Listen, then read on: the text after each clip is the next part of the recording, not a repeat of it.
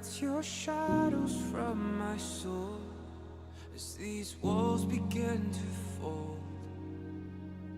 Head lost in the silence, cold stars illuminate the secrets on your tongue and the poison in my lungs.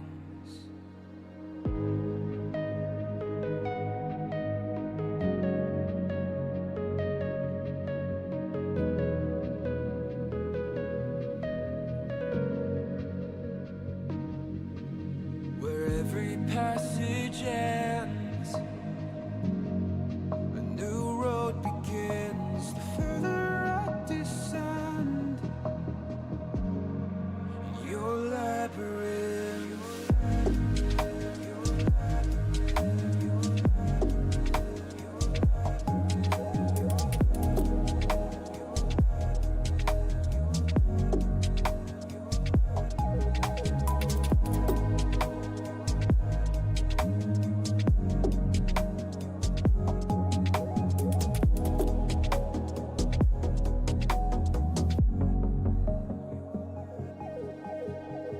blind eyes in the darkness, frail hands reaching out, sword echoes in the smoke as the doors behind me close. No cure for the madness, each turn tangled in the fear of losing sight of the slowly fading light.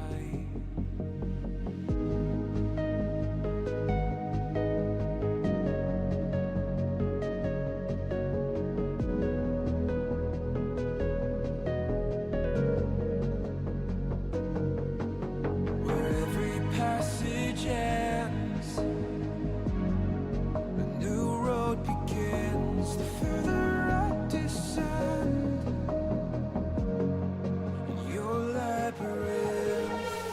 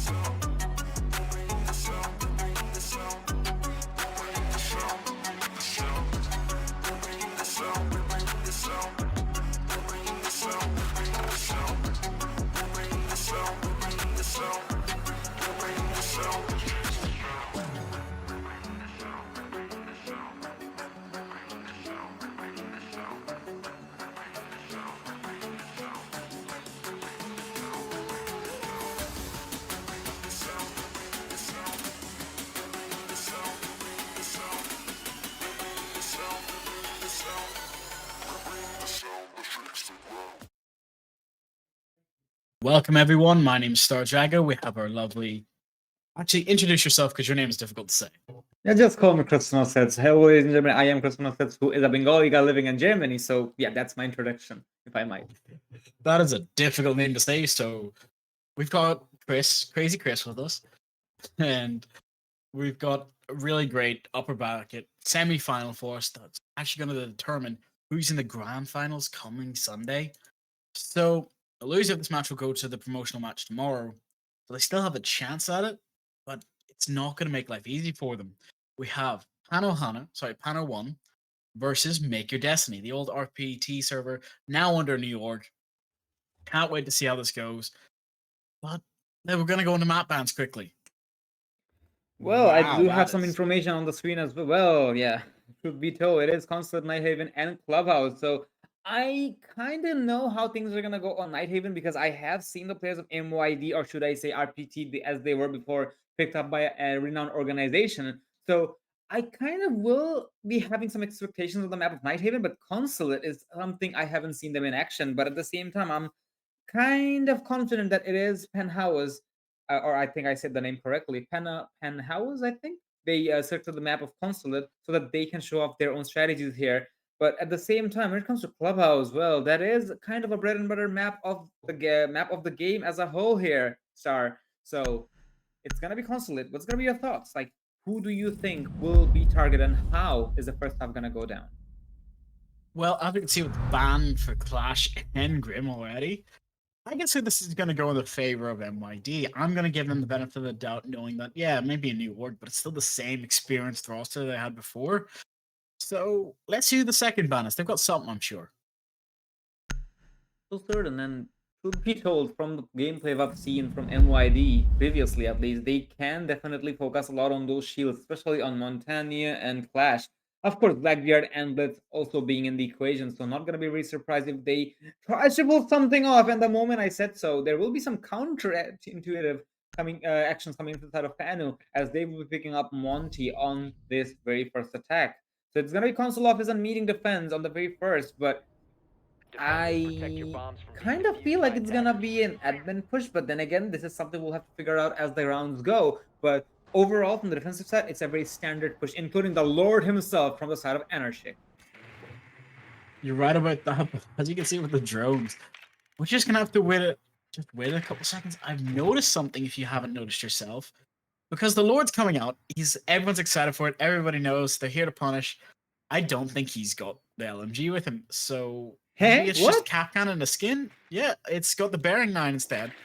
But I don't think he actually has it. That's a secondary. Wait. Yeah, that's the secondary. So just wait, I don't think he actually has the LMG, which is sacrilege in my case. But we're just gonna have to wait and see, because now we might have a Warden spawn pick to go off of. That is a kind of common spawn pick, but at the same time, I kind of want to see how successful that is. But we are really interested in what form of weapon the Lord has in his hand. Come on, the bearing 9 is a secondary. We want to see if we get to see the distractions of that God-gifted LMG, the what's it called, the DP26, DP28. Never mind, it is a 9x19 PSG after. I guess he's opting to go for that ACOG because along with Doc and Rook and some other operators, I'm not sure if there are any other operators who has the ACOG, forgot, aside from the DMRs, that is. The the SMG from Tachanka does have access to that ACOG, so maybe, just maybe, he's opting to use that in order to get some range utility as well. But at the same time, that is an indication Tachanka is gonna play a lot more aggressively, because when it comes to an LMG, you are kind of stuck with the speed you have, because of course you have mobility issues, you can ADS as fast, and sadly for the Lord's LMG, you cannot put up a laser sight on it. Because of that, the ADS can be painfully long sometimes. But for now, the attackers, they're taking the sweetest time. So yeah, you were saying something. I was gonna say, you ADS with the LMG, why would you call it sacrilege? You know the rules and so do I. Hit fire, spray and pray, game for days. But, oh, beautiful trade coming out. Push down and just getting tapped as well.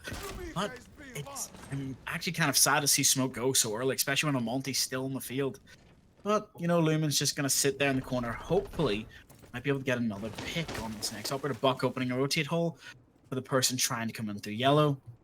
But a 4v4 with a minute already left. But a second one. This Warden and this team just taking out one taps for days. But they see a Monty, but here's his biggest opponent. You have the Chanka, the Shoemaker launcher, actually going to be able to put in some work here. But Buck gets quick peeked, but the Chanka finally gets taken out by his opponent. Ying's now going to go for the plant. Has to be covered by the Monty. C4 rings out, but does not get the kill. Only 2 people alive. Ying's half health has to go for the jump out the windows. Does survive. Now it's just the menace of Monty. But Blitz, doesn't matter. But Bandit's here. Goes for the kill. Now it's a 1v3. You can have 2 men jump out the window or 1 man defuse. It's up to you how you decide to play this. It's going to get electric in here. And it is, because there is a lot of chances for the defenders to go for the retaliation. The run-up needs to come in, and that's exactly what's going to come in as well, as the Warden was simply being a bait to make sure the Ying is going to be looking at the window. But at the same time, the Bandit run-out was just too pristine for the Yings to come out. But at the same time, I kind of was wondering, if you do have a Monty, you could have had at least a bit more pressure on the Monty, or should I say you could have pushed under the window as well to make sure the Ying gets more cover, but I guess the Monty was a distraction. But regardless, it is 1-0 in the favor of MYD. A good retake coming in from their side, but I'm damn sure Pannu, they have their own answers as well moving in forward. Definitely right about that. So, during this prep phase, you're going to have to come back to our lovely faces for 2 seconds, because it looks like the players have some sort of quick problem. So give us 2 seconds to come back to our lovely faces, then we'll come back to you. So, look at me. Look at him. Look at you. Look at me. Look at him. Pachanka, Clutch Master, we love him.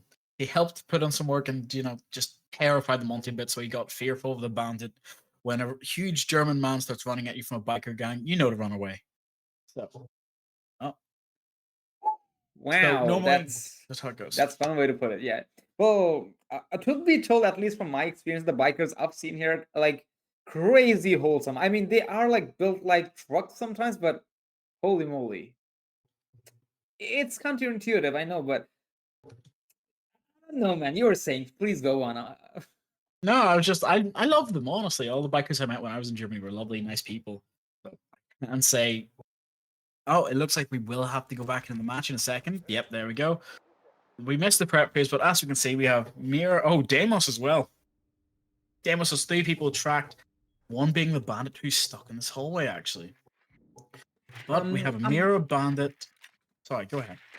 Now, I'm kind of confused with one thing. They don't have any form of dedicated breaches. I do see there is Striker available with a can opener available. I think she already used one of them. But at the same time, there is no form of pressure on the main garage. So is this... Oh, never mind. There is a wall opened up. But at the same time, like, there's not much of a presence there, because with that small of a hole, you can't really contest much. That's pretty much it I was about to say. You're right about that. I do think that was just a plan for Striker to make one quick hole, using his nades, get one side now, people go from above. Be prepared for a plant rush or drop hatch. As you can see, the operators aren't really set for wall breaching. Right now they're set for make as many rotates, cause enough trouble as you can, and then just, ring out, go for gunfights. I think Pannuhuone is upset that the last match they lost, even after going for the plant and being put in a good post-plant position. So now they're thinking, let's set up everything for the post-plant and shut these guys down early. The line of sight is not working in their favor. Ash does get the plant charge, so now they can have a second entryway. This also causes a bit of trouble now. Every line of sight they can get shot through, even the ones they're making for themselves or for the enemy. Holes work both ways, you gotta remember that. Do I get to say that's what she said here? Yes, But anyway, that's exactly what you should have said. But there we go, as I called it. Mozzie gets a pick right there. That's Ash being taken down through the own holes that she made herself. They know where he is, hiding behind the yellow pillar. But, oh, Nomad getting pushed out of yellow. But Buck is there to catch one off, getting Luminary. And there's the second one being taken out by the Striker that's facing the hole. So, dodges shots ringing out bit by bit. Mira's getting flashed as well. Gotta say, it's painful to see, but they don't have many options. They've just got to hold down angles, stopping him from coming into sight. 30 seconds left. So sort of now they're kind of pushing a lot, having a lot more presence on the yellow stairs as well, to make sure there are not much of an counterplay coming in from that hallway. But now Handshake able to get rid of Nick as well, so that's gonna be able to give them the man advantage. Never mind, it's it's actually gonna be in their favor now as the flashes do come in. But the problem is that Tigers needs to make sure the diffuser goes down. The flank is gonna be there, but at the same time, there's so much more pressure, and it is gonna be the Mira who's gonna find the last nail on the coffin, as he is gonna be able to cover the Tachanka, even though he went down.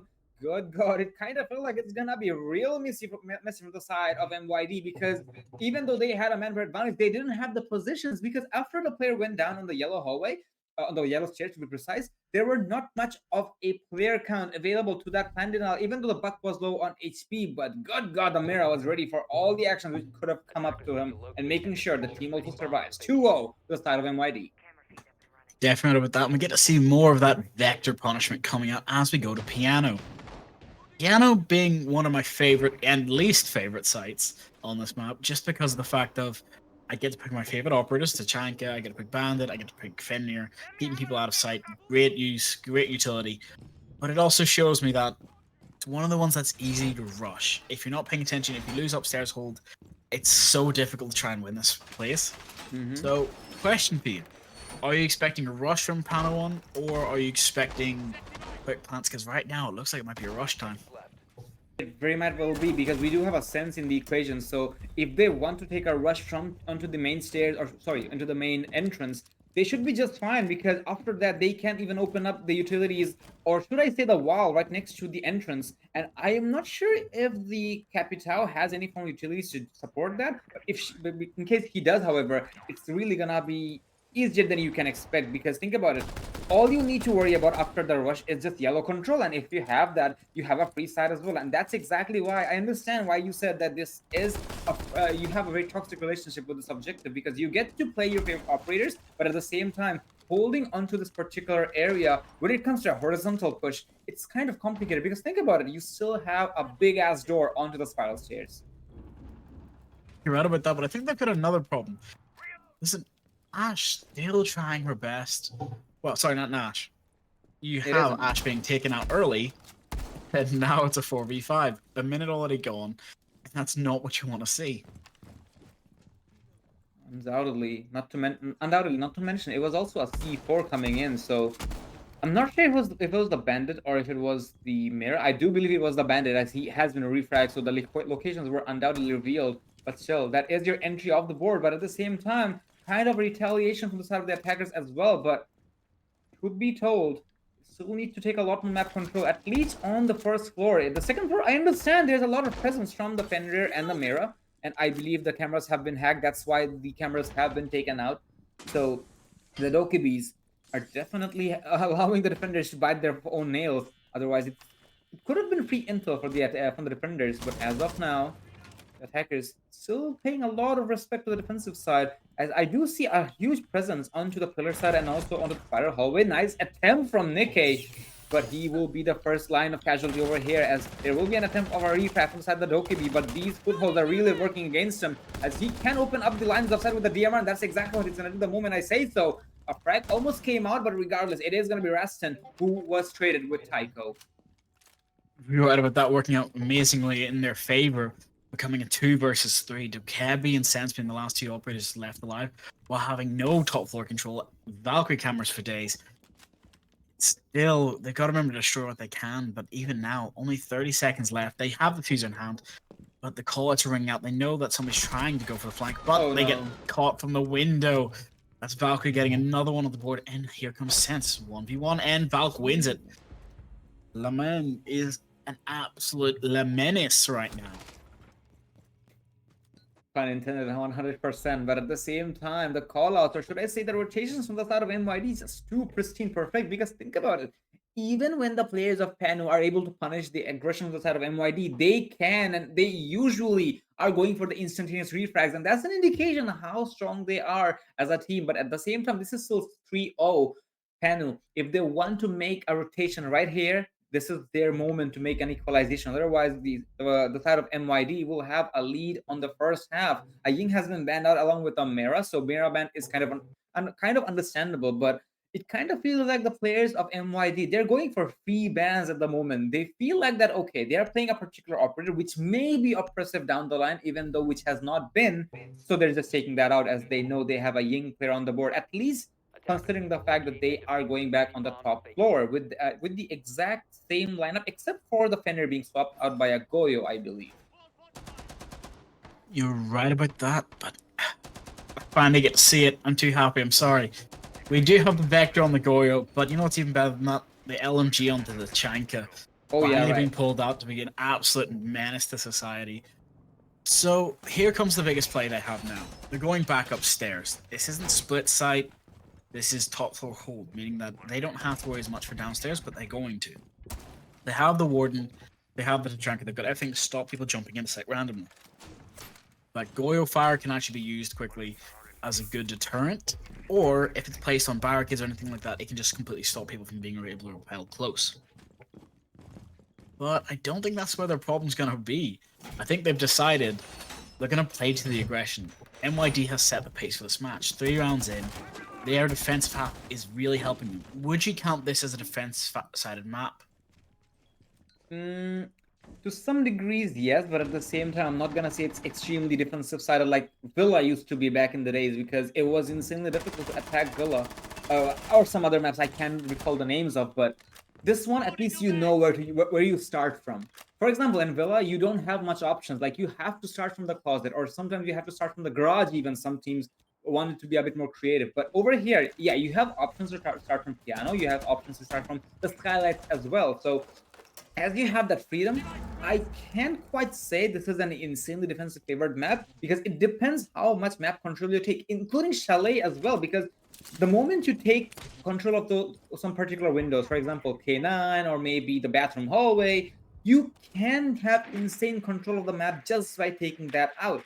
And some people may even consider it to be OP, because the defenders needs to fall back quickly, otherwise they may not have the best of it. But truth be told, I kind of love how the players are opting to go for Shieldmas, and the dive-in comes in as well onto the Tachanka, but he will be refragged instantaneously. And this is exactly what I was talking about, because every single time any player of MID is punished for anything whatsoever, the refrags are always there. You're right about that. Then here comes the Osa, the Nomad. Everything ringing out as quickly as it can. C4 and happen. No, it does not get a kill. Bucks down below. The flashbang silently covered the entry. The diffuser now goes down. They now have to go out. And they're in a much better plant spot. 3 on 3. Somebody hopefully gonna try and go for the jump out. Goyo sitting here trying his best to try and peek the window. They've got every angle covered. There's Goyo finally getting down. Nades ring out. First one. They have to move or it's gonna get destroyed. Yep, got destroyed. Got rid of the shield though as well. So it could be covered. It's now a 2v3 the diffuser, and they can hear one just dancing around below the window. But stands up, goes for the peek, gets killed, but the second player's there to finish off the person defusing as well. I'm pretty sure that was only like a second left as well. If Bandit wasn't taken out, that would have been theirs. Undoubtedly, but at the same time, I have to appreciate how the Nomad pick really was the viable pick here, because last time they could have had the round if the runout didn't come out. So that's why this time they were focusing on that exclusively. And at the same time, because of Osa having nades and also not destroying the shield after the plan going down, that was also a bigger pain for the defenders to worry about, because you cannot destroy those Talon shields from the front. Sometimes people do forget that they can be destroyed from behind as well with the canister, but at the same time, if you keep that up, even if you like shatter it, sometimes the defenders will have a harder time to go for any form of how do I put it, retakes. But now, as they know, there will be nades and there will be opportunities or attempts, if I may, with the runouts, or what am I saying, with the jump ins, because Blackbeard did it, so did the Otha. So I can understand why they're going for that Y pick as well, because they want to make sure that they have a proper retake opportunity, because so far their attempts when it comes to taking gunfights are undoubtedly super smooth, because again, MYD, 2 of the players went down early on, but they were able to retaliate instantaneously. But when it came to a full-on situation, that's exactly where they were not ready for, because again, it was an element of surprise for them, because they did not expect to have a shield Otha, and I would say the Blackbeard is still fine because he was refragged instantaneously, but the Otha with the nades was something they had to worry about. You're right about that, but there's the first pick. Mute getting the first pick on the block, taking off a huge, painful operator they've had. But as you can see, it looks like, yeah, it looks like the server's just being hit slowly. Give us a couple seconds. No, I wonder what this is about. Is it a bug? Is it an FPS glitch? Because we've still got 61 on the server side, so it must be the server. It might as well be from the host sides because from the looks of it, the players not complaining, so the servers might be fine. Who knows? But So yeah. we'll be switching back to us for a quick second, but we'll keep you guys posted and interviewed into the match. As of right now, it's not giving up. These guys are not willing to forget, not willing to forgive. So you got to remember two things. First thing, crazy gameplays, crazy ideas, good legions, being 3-1 to start. It's okay, but it's not what you want, especially for your attack side. You want to have it maybe 3-2, 4-2, maybe 3-3. If not, you're trying to win as many as you can. Would you agree with that? I do agree, but at the same time, this is just 4 rounds into the game, so there's still a lot of chances for the side of Fan to go for these plays and to probably equalize it as well. And from the odds, it does look possible because the goal is super low on HP, so was the Tachanka. And now with the dive in from the side of the Nomad, the plan's gonna be going that there's not much utilities to go for any form of denial, even though we will be seeing that Wamai getting a double for himself, actually a triple. We couldn't see the first one, but now the Blackbeard's also inside. There's still a lag happening in the game, but still, the shots are connecting here and there. It's gonna be Lord Tachanka getting one, but it's a 1v1 between the Osa and the Osa and the Tachanka. Both of them were low on HP, but because of the legs, we are having some Michael Jackson's reincarnations happening here. But in the end, it's gonna be the Osa having the round for his team, 2-3. And looks like we do need a little bit more in depth about the situation happening here. Don't you think, Star? You're right about that. I do believe it's actually because of a storm over the side. I just looked up the servers. They are being hit by a storm or something, so it's causing a little bit of hassle, but it's not perfect. So for now, we're just gonna have to hope it can set back in because the players again aren't feeling it. It's only feeling us. But for now, it's just all about the priority. Looking at how this match plays out, I've got to ask you two questions. When it comes to the Ace, the Habana, this team working out, are you hoping to see something special now? Because at this point, I know their setup. I know their plays. The fact that they chose to change everyone but the Chanka each round tells me that he's their core. He's their main focus. Kind of believe it's going to be a lot more of a usual gameplay this time around because, as I said, because of the hard beach air being available and also the ram. So I kind of feel like it's going to be a vertical on the top floor and also the breaches coming down. But with Tachanka on the board from the defensive side, I kind of want to believe that they are putting this up as a not exactly a replacement, as a sentiment to their core because they do know exactly where those Shumika launches go and they can burn time along with burning their opposition as well because those canisters do last quite a lot long. I think the Goyo shields do last longer, but still, considering you have 21 of them, maybe more, that is definitely a pain for the attackers to worry about, especially if it's a late round. So that is where I think the strategy of MYD lies because they want their opposition to make it quick and maybe not allow them to have too much of a breathing zone when it comes to the time frame. But then again, it all comes down to the factor. Yeah, you were saying? No, I was gonna say you're right about that. Just agree with you. Thank you. So I kind of believe that in the long run, MYD wants to focus on that and make sure that their opposition, they do have 3 minutes to execute the objective, but they're trying to narrow it down to maybe 2 minutes or so because again, you have 21 of them. And if you want to go for the default plan slot, you're really gonna be having a harder time. Just looking at this, they are going to try to go for that default plan spot, but Valkyrie now being hunted by the Deimos, meaning that they have to back up. But the call-outs can come out from both sides of the team. You gotta remember though, they're turtling, so there's no one to roam and maybe punish them. They're just gonna have to be careful through their floor holes. Right now, this Tachanka could be doing a lot more, but he's got to be safe for that post-plant position. They know that somebody's above the bathroom. They're going to wait for some sort of call-out or some sort of ring. There's a lot of C4s on hand, just waiting to be ripped. With 3 left? No. There we go. It's been detonated. Only 2 left, 1 in hand, and the other one in the pocket. Just gotta wait and see. I do see how the Tachanka's playing this. As I said, he is utilizing that ACOG, or should I say the 2.5x scope to its fullest potential, holding onto the breach along with yellow stairs as well, and making sure the rest of his teammates has a better time. But at the same time, I love how the band is opting to go for a flank here because I do see the Ram doing his job, but at the same time, if he's not aware, this is gonna be a huge bite to their bag as the Buck is also kind of oblivious, but We do see a good presence on the yellow side. Shots have been fired, but no casualties yet, even though the ace was indeed one of them who was outside of the breach. But for now, I was wondering if is there going to be any form of attempt on the flank. Yes, there is going to be. It's going to be Adams here able to get rid of the Amos, followed up by MV as well. And a 2v5 situation. The attackers, they're really starting to scratch their heads now. How do you go for a plant here? Because you don't even have the diffuser nearby. You have to go for a commitment. The problem is there are 5 players alive with you being slightly damaged already. Vertical angles for still being played by the Ram. The hatch, I don't know if it's open up or not. There will be a warden waiting for it now. It's all up to the Ram also being spotted out. And I think it was a vertical attempt. Or never mind, it was not. It was a bandit who is still on the flank. And the rotation created by the Ram Boogie is going to be working against them. MYD, yeah, they did change the objective. And now they know the top floor was a primary target for the side of Pannu as they go for the second half. 4-2, still very much considerable. Definitely without being considerable, but also being a great mention. We have our next set of bans here, round 7, where the switch happens. I'm hoping to see maybe a Deimos ban early, or maybe a Buck ban early. But we're just gonna have to wait and see. Clash, no Blackbeard surprises. Clash. Can't have any shields. But that does mean Blackbeard is off the table early. No using him for his devastating nades or his jumping ability.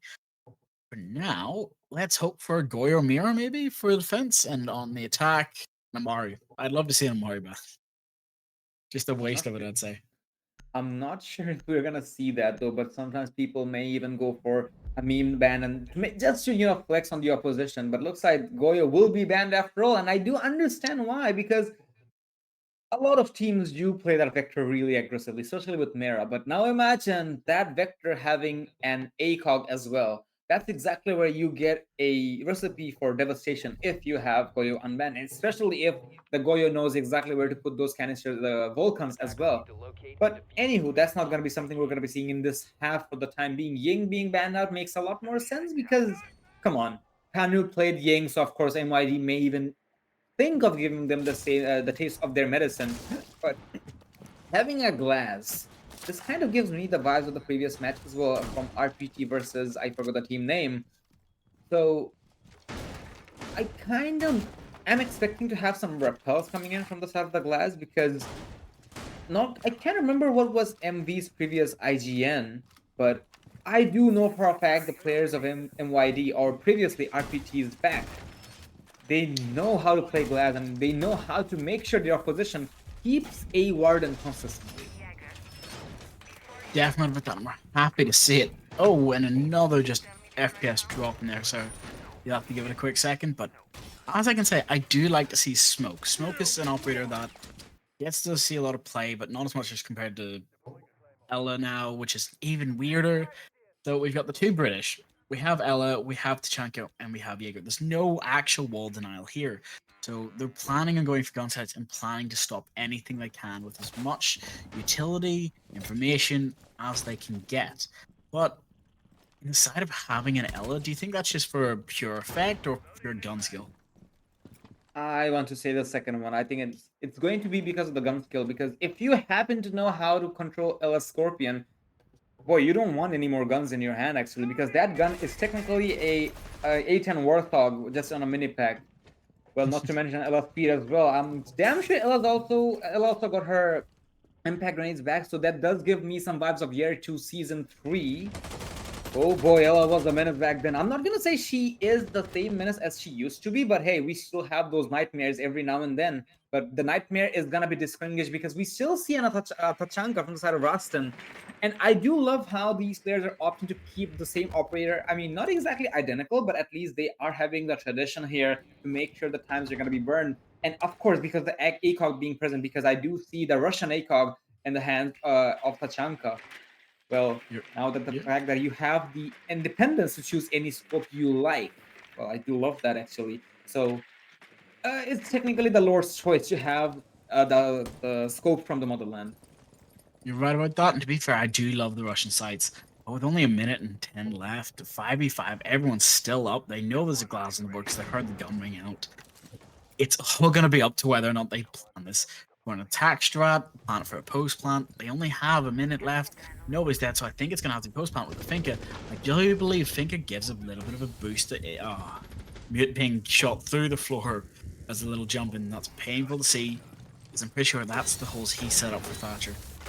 Shots ring out, C4s, Thatcher grenades go out. You cannot get anything done right now.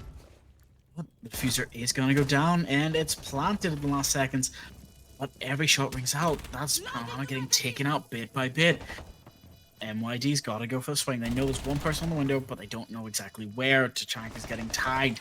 He knows there's a player sitting on the diffuser directly. Ella's going to have to go for the swing on this person in yellow, but cannot get the kill.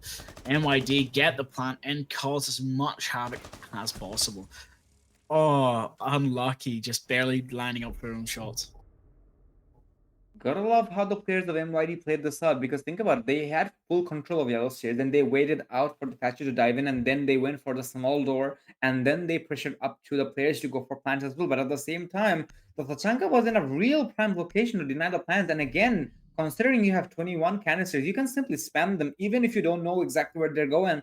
Even, of course, if you spam them, the direction of those canisters are not going to stack up, and that's exactly where you're going to be losing out on utilities. But you could have spammed that. The Thatcher was not supposed to be able to land there. Not to mention, there was also a foothold, a floor hole right next to the, right under the default spot. But somehow there were nobody playing for C4s or even a presence, a matter of fact. But anywho, I guess that was kind of a miscommunication on the side of Pannuhuone. But MYD, they're just flexing how dominant they are when it comes to their own coordination. Of course, with the presence being available and at the same time narrowing down their opposition and also forcing them to change the objective as a whole. This is something I do love to see from the side of MYD, as they're also opting to go for a soloist, wondering if this is going to be having a lot more presence on the objective, or is it going to be on the other sides of the on the map? Because I do see a shotgun, which does... Okay, I see you there, buddy. Nepsu, nice shot. And a disgusting one to that as well, to get rid of Nav, or should I say MV. And that is a sledge off the board as well. Now, the Flores will have to use those, the Flores drones, or should I say... I forgot the name, never mind. To go for any form of verticalities, if they want to do so, that is. It's okay. Those Flores drones are absolutely menaces. Our little R60s destroying as much as they can. But as we know, they now have to get their way into the building. They're terrified. Now that's going to set a precedent where they're going to have to check for spawn peaks every round. Hopefully, Flores can get in here without risking his life too much, but it does not look like it's going to be the case. He does end up getting the Capcan, saving his teammate. I'm calling it out. There was 3 Capcans probably on that, so he's just not checked for the last 2. But here comes the swing. Can he get the kill? No, we cannot. He gets shut down by the Nomad, becoming a 4v3. Very much winnable now from the side of MYD, because now that they have the opportunity to go for beaches as well. But it looks like the side of the defenders, they're also putting up some more pressure onto the opposition. The Legion able to get rid of, I believe that was Thermite. Yeah, it was. That's going to allow them to have a lot more flexibility with the reinforcements, because now they're not going to be losing them anytime soon, at least confirmed, to be honest. Reason for instant reveal, but the problem is there's too many angles to worry about, and the moment I would have said it, it's going to be the Flores who will be taking up it instantaneously. And now the defenders, they're kind of in a pickle, because they do have the positions, but the biggest problem is, how do you hold these attackers from diving inside of your objective? I do see the Cade holding onto the server stairs, but falling back. Not quite sure if it was a wise idea. I understand the call out was made to fall back to the objective, but you still need to at least take one more player off the board. Then you can play off the HP advantage, considering the Flores and the Nomad are slightly lower on HP, but the Cade's going for a flank, and this can be nice. It can be devastating as well, because spiral stairs are going to be a heavy traffic area in the nick of time. But the Mera is trying to confirm if there are any swarms available near the objective, but the attackers, gotta admit how patient they are being. But there's a player right next to me, and now it's gonna be a fight between the student and the master. But never mind, it's gonna be the Dokibi who's gonna interfere between the Nomad and the Kaid. Mira knows the first, knows the second as well. The cross has been made, almost an evade, and now with half HP left, the flash is gonna be dispatched as well. Fully flash, and there's no way to run or to hide. It's gonna be the Dokibi to put it up on the sail. And there you have it. It's going to be the side of MYD not fumbling at anything whatsoever, as they are sitting on match point and map point on the first map. I've got to say, the fact that we've already gone to map 1 so quickly tells you how devastating these teams are. NYD making their own destiny is a very accurate statement because they're fighting tooth and nail, regardless of whether it's on attack or defense, to shut out every round wholesomely, solidly, and make sure that they can show their skills and show that the orgs that pick them up have made the right choice. But as we get to see with my favorite Tachanka being brought on both sides, it's not over till the Lord says. That's for certain, but at the same time, the biggest problem is the Lord needs to have the blessings as well, and he needs to make sure the blessings get delivered to his teammates as well. Otherwise, this is going to be much more complicated than we can expect. We do have 2 shields available from Warden and Tachanka, so I kind of believe this time around taking control of yellow chairs are going to be much more difficult. But at the same time, the biggest problem is they don't have any Womai or Jaeger, so the nays available from the Nock and Deimos are just gonna be the first line of defense because we still have to worry about those forest drones. But I will give it a benefit of doubt because we do have mute jammers near the vicinity. Yeah, it is there to protect it from any form of. It's not gonna be losing control anytime soon. But at the same time, as I said, the grenades are gonna be a bigger problem because the jammers can be taken out instantaneously, and then you can just take control of toilet as well. So it kind of depends how the players of Pannu takes this fight head on. I would not suggest taking the fights head on to begin with because MYD knows exactly how to refrag, and it might even come down to the wire because in the long run, they are looking kind of confident. I can't exaggerate this enough. MYD, they're not even flinching at anything which are being tossed at them. You're right about that, but I don't think anyone wants to be flinching, especially with an L in mind. But snuck up, and she catches the Warden off guard. If they know the L is in the corner, it's a huge pick just waiting to happen. She's now stuck there, whether she wants to be or not. There's a lot of phantom pressure coming out from the side of the teammates.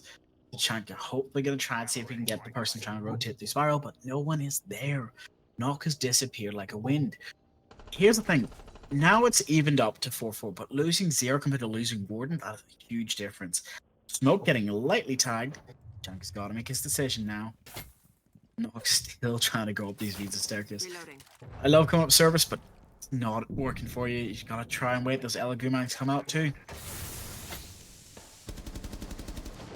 I do love how the attackers are taking full control of Visa as well, because I didn't notice that actually. Now that with the Nock rendezvousing onto the Visa stairs as well, that is a confirmation. They have full control of it, and just in case if they can overrun the Soda hallway, well, the defenders are going to be kind of toast because they will have they probably will have the long table in their equation. But even after that, how do you get rid of the planter from there?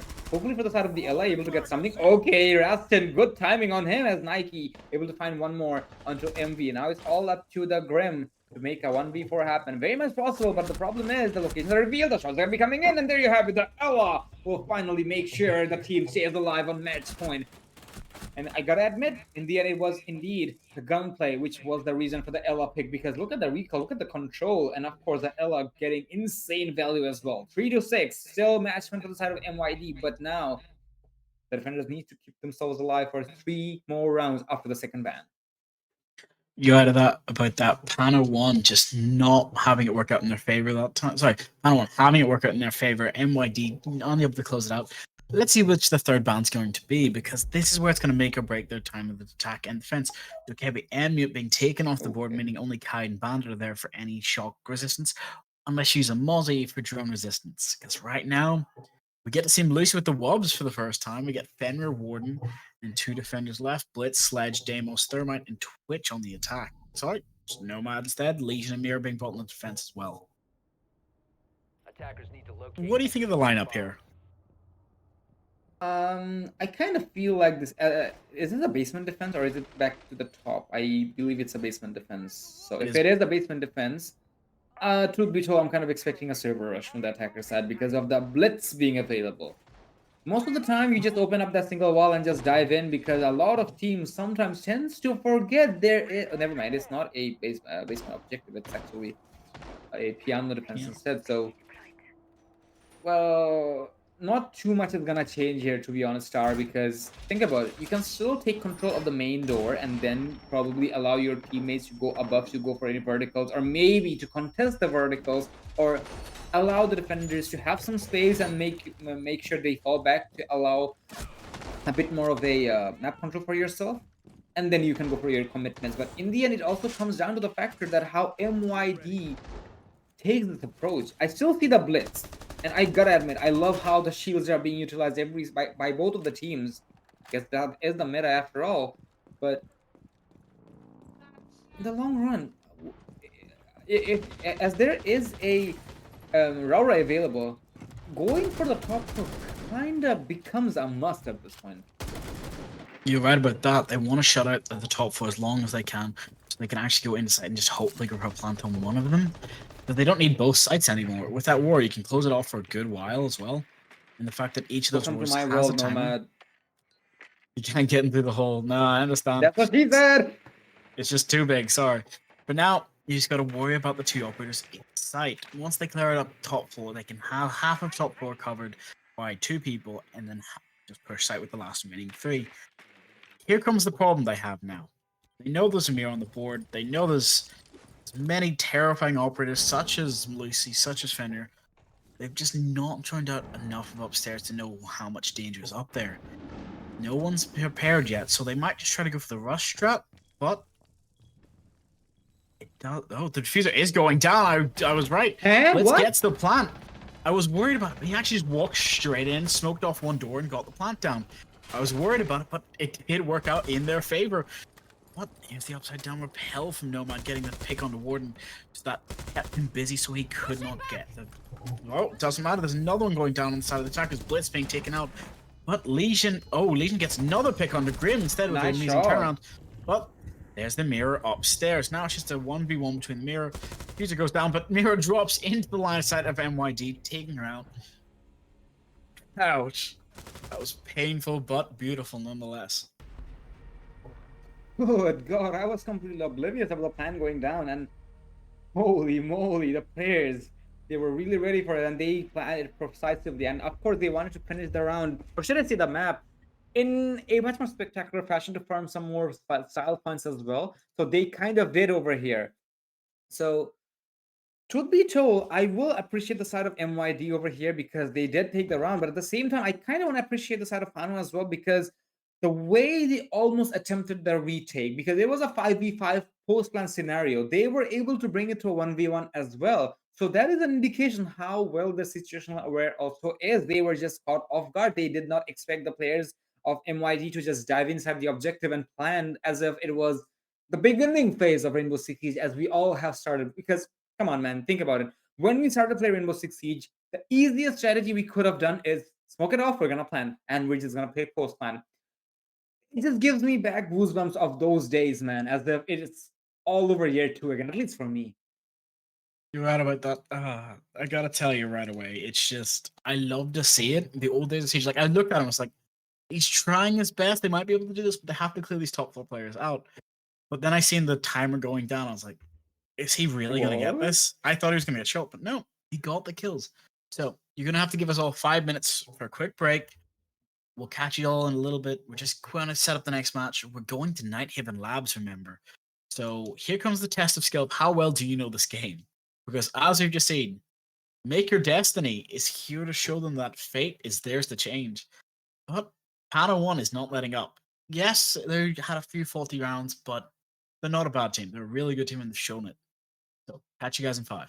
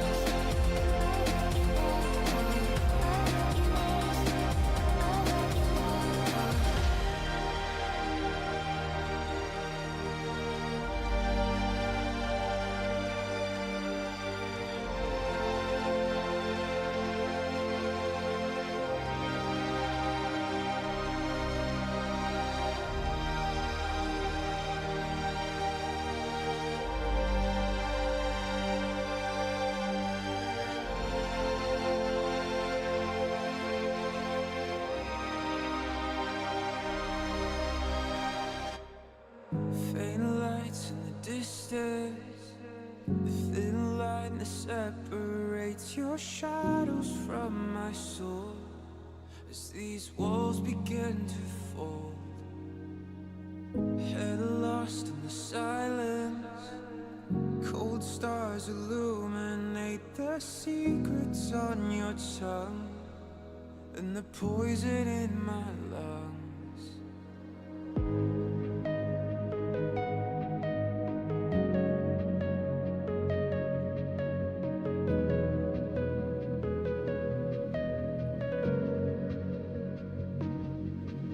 Where every passage ends, a new road begins. The further I descend, your labyrinth.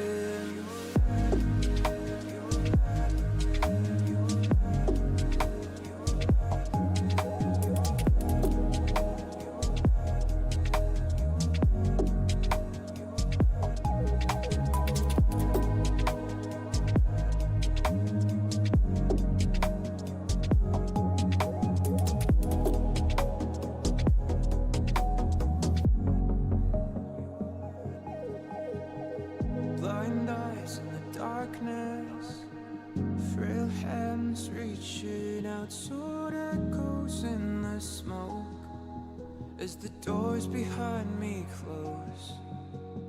No cure for the madness, each turn tangled in the fear of losing sight of the slowly fading light.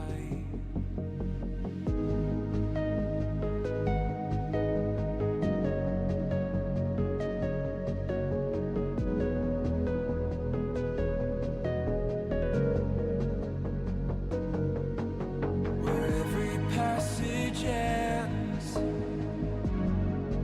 new road begins. The further I descend. So, ladies and gentlemen, now we're going to be back with the second map of the day on this series as we have Pannuhuone. My bad, I do have a hard time pronouncing his name, versus Make Your Destiny, as they have made their destiny in the first map, but question remains if they can do the same one on the second map. I'm just says joined up by Star Drago. So, the first map was Something Star. Do you expect the same thing's going to happen again on the map of Nighthaven Labs? Okay, so that first map was very quick, but Can't say it was bad. When it came to It how wasn't, of quickly that course. match went through, how quickly they changed, it's gonna have to send us on to the next one where Nighthaven Labs is where we're starting, and I love it, yes, but I'm terrified of it for a different reason entirely. It is a training ground. If you do not know how to Yes. play it, you will be punished time and time again. So I'm hoping to see something good come out from these players, but I'm not sure. We're just gonna have to wait and see. You ready to go? Of course I am. Not to mention, for the side of MYD, we have seen this team playing against Thunderstruck previously, so of course they are going to be having a bit more of a predictability from my end, because at least I've seen them playing on this map. But for the side of Pannuhuone, it's gonna take a little longer. But at the same time, I do hope that they are gonna be able to put up their A game on this map, because again, on this best of 3 series, if they happen to lose this map, they will not need a third one, which is the map of Clubhouse, from what I have in the hand. So, and one, this is where they'll have to push everything they have. As of now, the ban phases doesn't quite surprise me. I was about to talk about it, but the moment I saw the Clash and Blackbeard ban, I was like, okay, this is just another day at the office. So I kind of believe this is gonna be a Goyo ban as well, or maybe an Azami from their side, or maybe a Ying as well from the attacking side. Never mind, none of them are gonna be accurate. So yeah, that's where I can beat myself up a little bit, but it is an ace and a Kate ban. Usually you see on your ranked games. So, and it's gonna be Pannuhuone on the defensive side, followed by the side of MYD on attack, with a Monty again. No surprises. You're right about that, and the fact that we do get to see this ringing out bit by bit is going to be a very difficult thing to see. They don't like to have the shield set, so I'm going to have to wonder two things, whether this is going to work or not. It does look like we get to see Fenrir, we get to see Mute, we get to see Legion, we get to see Tubarão. But the fact that Monty is not banned, but Blackbeard and Ace are, means that Monty's going to be the new Blackbeard. He's going to be the new oppressive force for the side of MYD. Forget Blitz. 10 seconds left. Truth be told, I'm not expecting a blitz play to come around anytime soon, but at the same time, I'm kind of confident that they will go for a blitz play. But when it comes to Monty, you do have a lot more flexibility, because you can't cover up you can cover yourself up properly, even though Monty has been nerfed because of the staggering damage, which does pile up after you knife them. But as of now, the defenders, they are having kind of a straight up, or should I say a normal setup from their side, but oh, never mind. The class was swapped out by MYD. I think they were expecting a basement take from their possession, because I did see a Maverick and Glass pick up from their side. And it does work out quite well as well, because they did it previously. And come on, man, we have faced it every now and then on even our ranked games. Well, now the attackers, I don't quite have an answer yet how they're gonna start this attack from. They do have utilities being put up in the vicinity. I do see, what the hell? Oh, I believe that, yeah, there was a player up underneath, so that was the bug, who was contesting any form of denials from underneath. Well, it could have been a better opinion if they wanted to go for a Tubarão. I understand why he did the mirror though, because sometimes if you put up a mirror window onto a wall which is being thermited, you can destroy the thermite wall as the thermite charge as well. But for now, it will cause the mirror its life, and hopefully for the defender, however, he will get rid of Monty. So an equalization coming in with the diffuser being down on the floor. Right about that, losing a Monty so early is kind of devastating. Having Mira as well be absolutely destructive is not something you want to see. I'm worried about two things though. Looking at how his teams are set, they're getting ready for an execute, but they haven't pushed close enough to site where I think they could do that happily or safely. So they have to clear out this person on walkway, and then they've got to try and make sure they can get into the site and plant, but they haven't droned enough. They don't have diffuser either.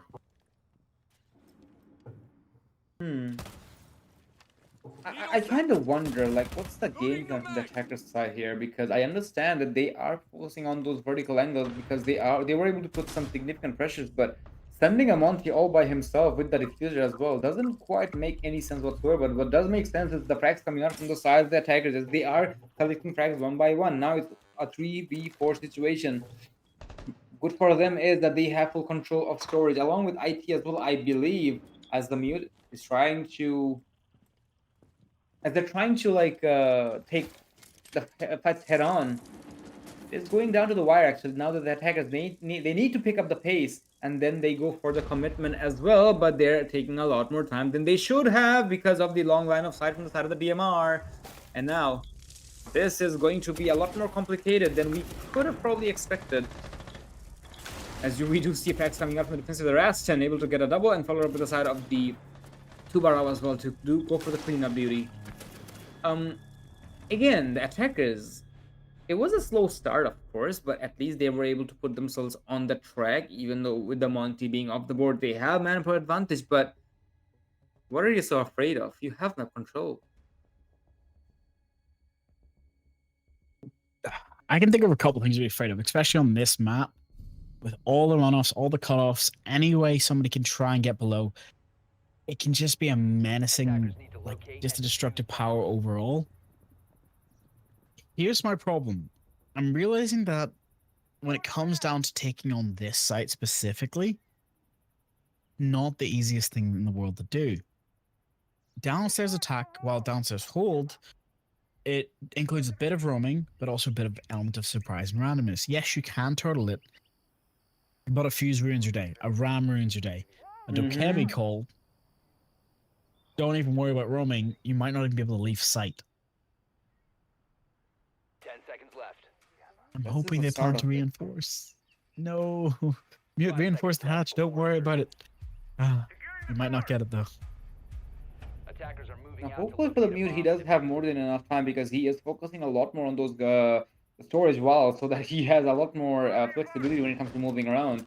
I kind of want to believe that he will be playing on this window as well to deny any form of attacker presence, because most of the time, whether it be a fuse or ram, as you have mentioned, they usually go for that particular area of storage, and then they goes for the commitment to vertical or maybe to put some pressure on the objective. I do see a ram being deployed onto IT, so in my opinion, the mute kind of expected that. Most of the times, I would recommend players to go reinforce the IT walls because that does force the attackers to use at least one more hard breaching utility, considering the fact that you have to use one on the main wall anyway. And if you're really zealous, you have to go for Animus wall as well. That is a lot of utility burn you can bait out from the attackers. But I don't know if there are any more reinforcements left. I think there is one left, but there is going to be a vertical attempt. Meepoo! Sorry, Meepy somehow still surviving that against a bug. I'm not sure how, but boy, oh boy, he will be thanking the gods above because he should not have won that one by any means necessary. Right about that, he was getting lit up, especially by Box assault rifle. That's dangerous. But Meep works out well for them. Got away like the Roadrunner. In case now, they now have to get back to sight. They have to worry about every angle that they're giving up. There's a lot of utility and another shot, but traded luckily. Dokebi getting her own pick on the Meep, but then getting taken out. Goyo with that egg call, as you said, being a menace watching the above sight line. C4 rings out, gets another one. Takes out Monty. Painful to lose your shield so early, especially when you now have to take sight here with a minute and a half left. Nice But shot. oh, beautiful, just little line up for Goyo, tap up and get his headshot. Wow, the wall bangs through the floor, ringing out as well. Everyone is now going to get hyper aggressive, coming to go for the angles. They know where he is. He cannot hide. All that utility. They can hear something close, but he doesn't know exactly where it has to spring. Go for the spring. See, he kept going for pot shots, but he was not able to focus for a second. But Goyo was. Exactly where the hunter becomes the hunted. As an attacker, they should have had they should have been the attackers, but instead he was swarmed by so many angles, and there were not much retaliations whatsoever. So complications do be here for the time being, but the side of MYD, it does feel like that they are starting to crumble apart for the time being. But at the same time, it's just 2 rounds. They are kind of having a turnaround for the first map as it seems, but now with the fact that they're going for a first floor defense against first floor defense, I do believe they're going to be having a much more of a smoother time. But it also comes down to the factor of verticality, because I do see a Thermite and Thatcher, the OG couple, if I may, coming into the play. But at the same time, a Ying being in the equation, do we actually get to see a jump in on the window and maybe a plant as well? Because I know for a fact that MYD is comfortable going for these quick plants. Question is, how much successful can you be, or should I say, how much of a rate are you expecting from that? Because truth be told, 5 seconds to it's go. not gonna be as easy as you expect in the long run. I do have to ask you a really funny question because you brought up the dynamic duo. Bomb. What is your preferred term for Thatcher Thermite? Is it Fragmite? Is it Thatch Thatmite Thatcher. or Thatcher, yes. yeah? Okay. Sorry, Thatmite, I think. Thatmite. Because I was gonna say mine's the dynamic duo. I don't really use their regular names for it.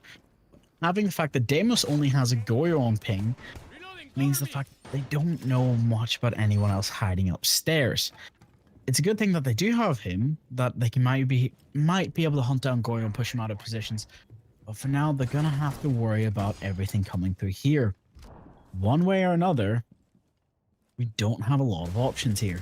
They're gonna have to push in, do a lot of time, but there's the pick. Bender getting the first shot while in basement getting out. And just taking out Sledge. Not really want to lose so early, especially when his util is just so much better for upstairs.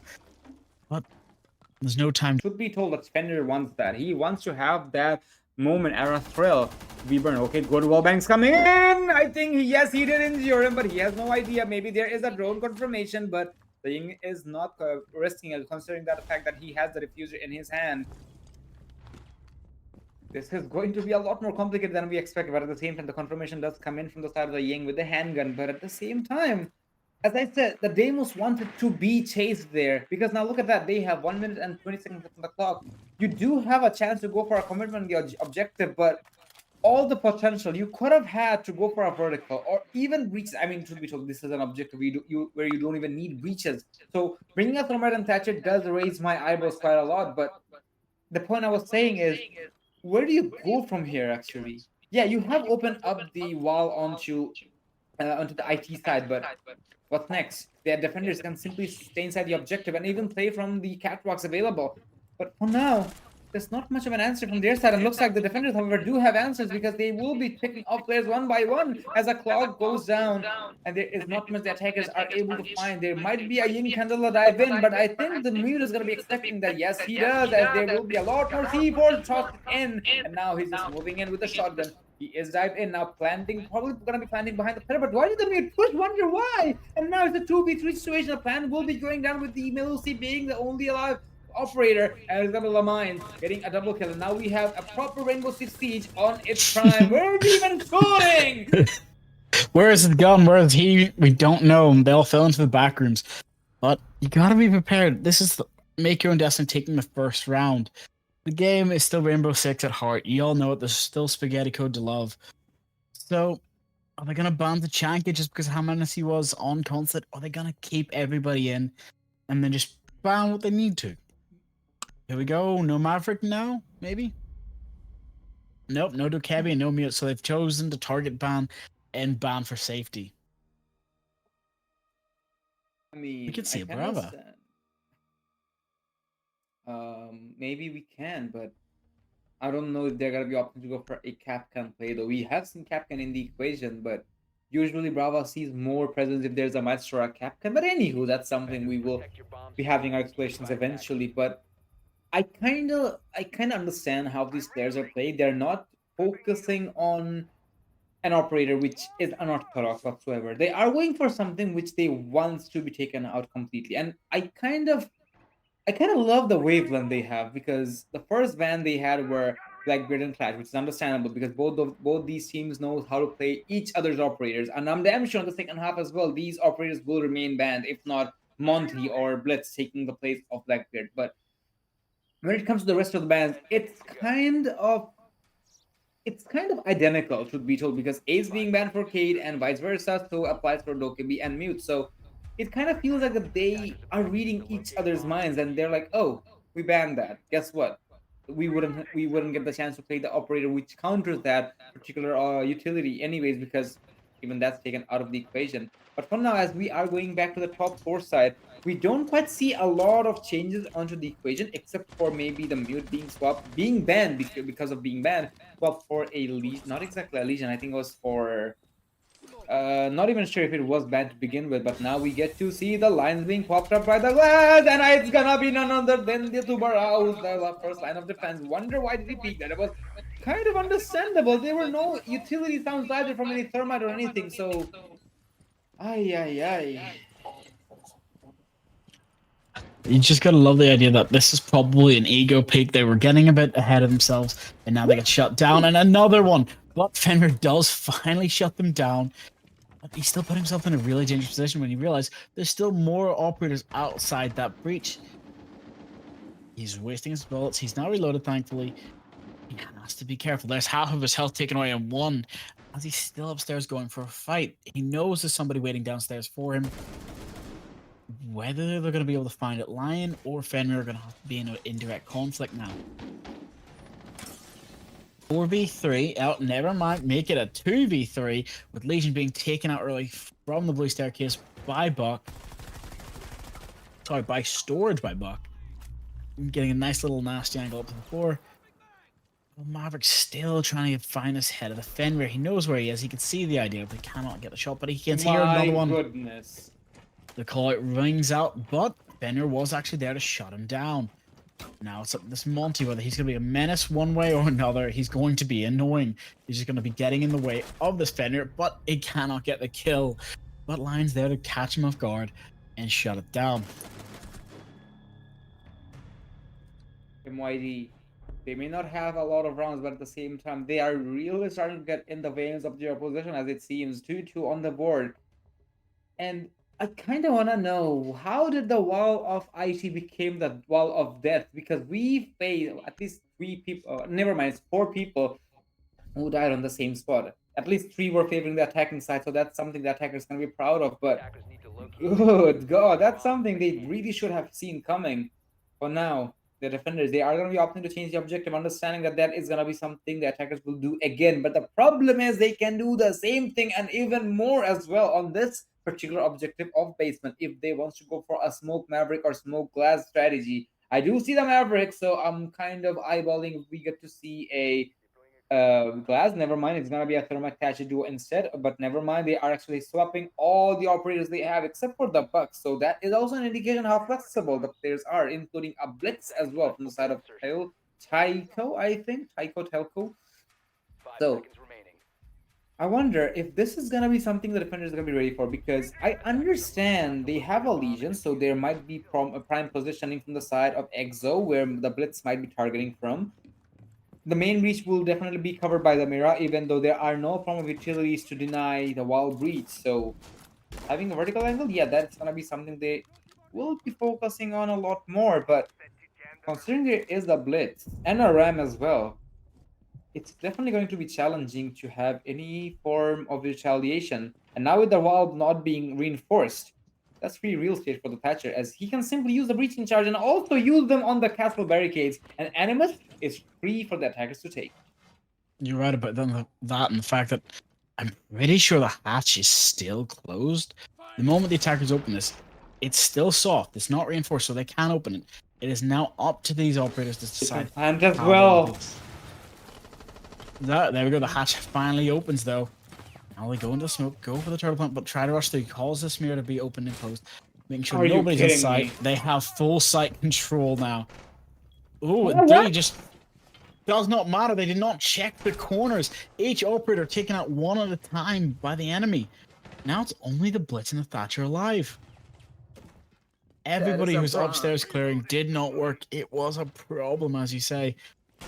Here's the time. Blitz is being peeked. He gets shot in the back by the mirror. But there's the Thatcher upstairs, clearing up as much as he can. And he knows he's in a bad position. It's either a choice to make a tactical timeout or go for the 1v4 clutch left. And then just ace the win.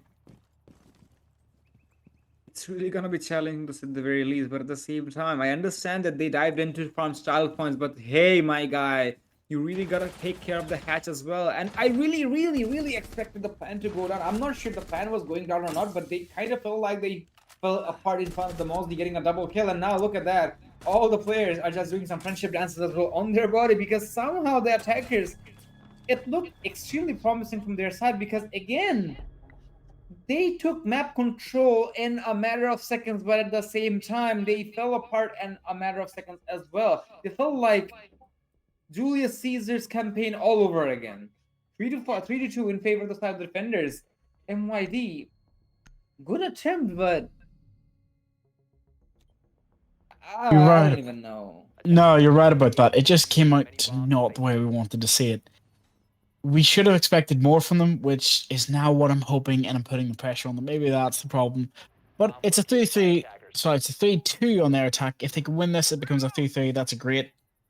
That's a perfect start, especially for the attacking side on this map. But as we can see again, Maverick's being brought, Monty's being brought. This could be a replay of the 2 rounds ago. If not, I have a feeling something else might be in order. As you can see, they've got the Valkyrie, they've got C4s in hand, they have the Bandit. Maybe they have something different to change, or whatever's broke, don't fix it. Like, they've got the Bandit being brought this time. The Buck's gonna have to go below and try and destroy it. Otherwise, Monty's gonna have to use his EMPs. I'm wondering if it's going to be the strat of Maverick opens the wall, and then they just Yeah, destroy I it with believe the that's gonna gamers. happen actually. I am kind of leaning towards that as well, as you are mentioning that, because considering the fact that they don't have any glasses or whatever, it kind of feels like that they're simply gonna soften up the wall as much as they can, then dive in. The Monty's simply gonna be pushing onto the rafters, and the rest are gonna be simply identical as they were previously. Oh, by the way, he has a new Rengoku skin. So, ladies and gentlemen, if you have not grabbed your free alpha pack of the Rengoku event, so do grab it. It is just under your store tab under highlights.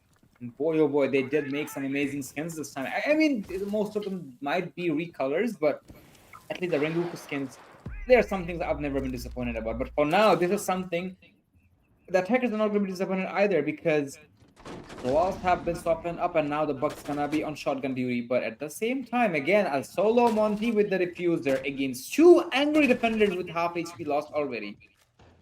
It's not a Is that great really operator. strategy? No, I think this is just an aggressive Monty. He's not in the mood. With the But diffuser. as we can say, yeah, well, Diffuser is just planning to walk in and plant. But as we can see, Lion gets taken out from below painfully by the Bandit going for the rotate. Now the Monty has to leave. Oh, no, never mind. He's just baiting teammates and getting kills. Luckily for them, or unluckily, there's still a Legion in Rafters who might be able to put a little bit of pressure onto this. Nope, they're just going to back off and turtle again. Much better shot, keeps everyone safe and protected. They're droning out, keeping the ideals. But a minute left with one person that still they believe is downstairs. The C4 has to ring out and might be able to get a massive pick here onto the Buck here. But it's a battle of wills right now. Monty steps on a goon mine, trying to enter warehouse, but he is still going to tick down. He's probably being faced right now. Yep, there he goes. He gets it out. And C4 rings brother, out. I know you can, and there you have it. Nike says finally going to be able to get rid of ADM out of the equation, and now a huge man advantage for the side of Pannu now, considering they have full HP as well. Not quite sure, or should I say, can't quite say the same for the Monty though, even though the odds will kind of be equalized, but still it's going to be complicated considering there's a crossfire set up for the Monty's entry over here. We do see the Zoto canisters being deployed to slow down the attackers, but at the same time, the time is something which cannot be slowed down by the defenders. They'll have to hold on for 20 more seconds as the attackers are rendezvousing back to the fountain side. And looks like the attackers, they do have answers after all, as the floor is going bangers over here, getting frags after frags.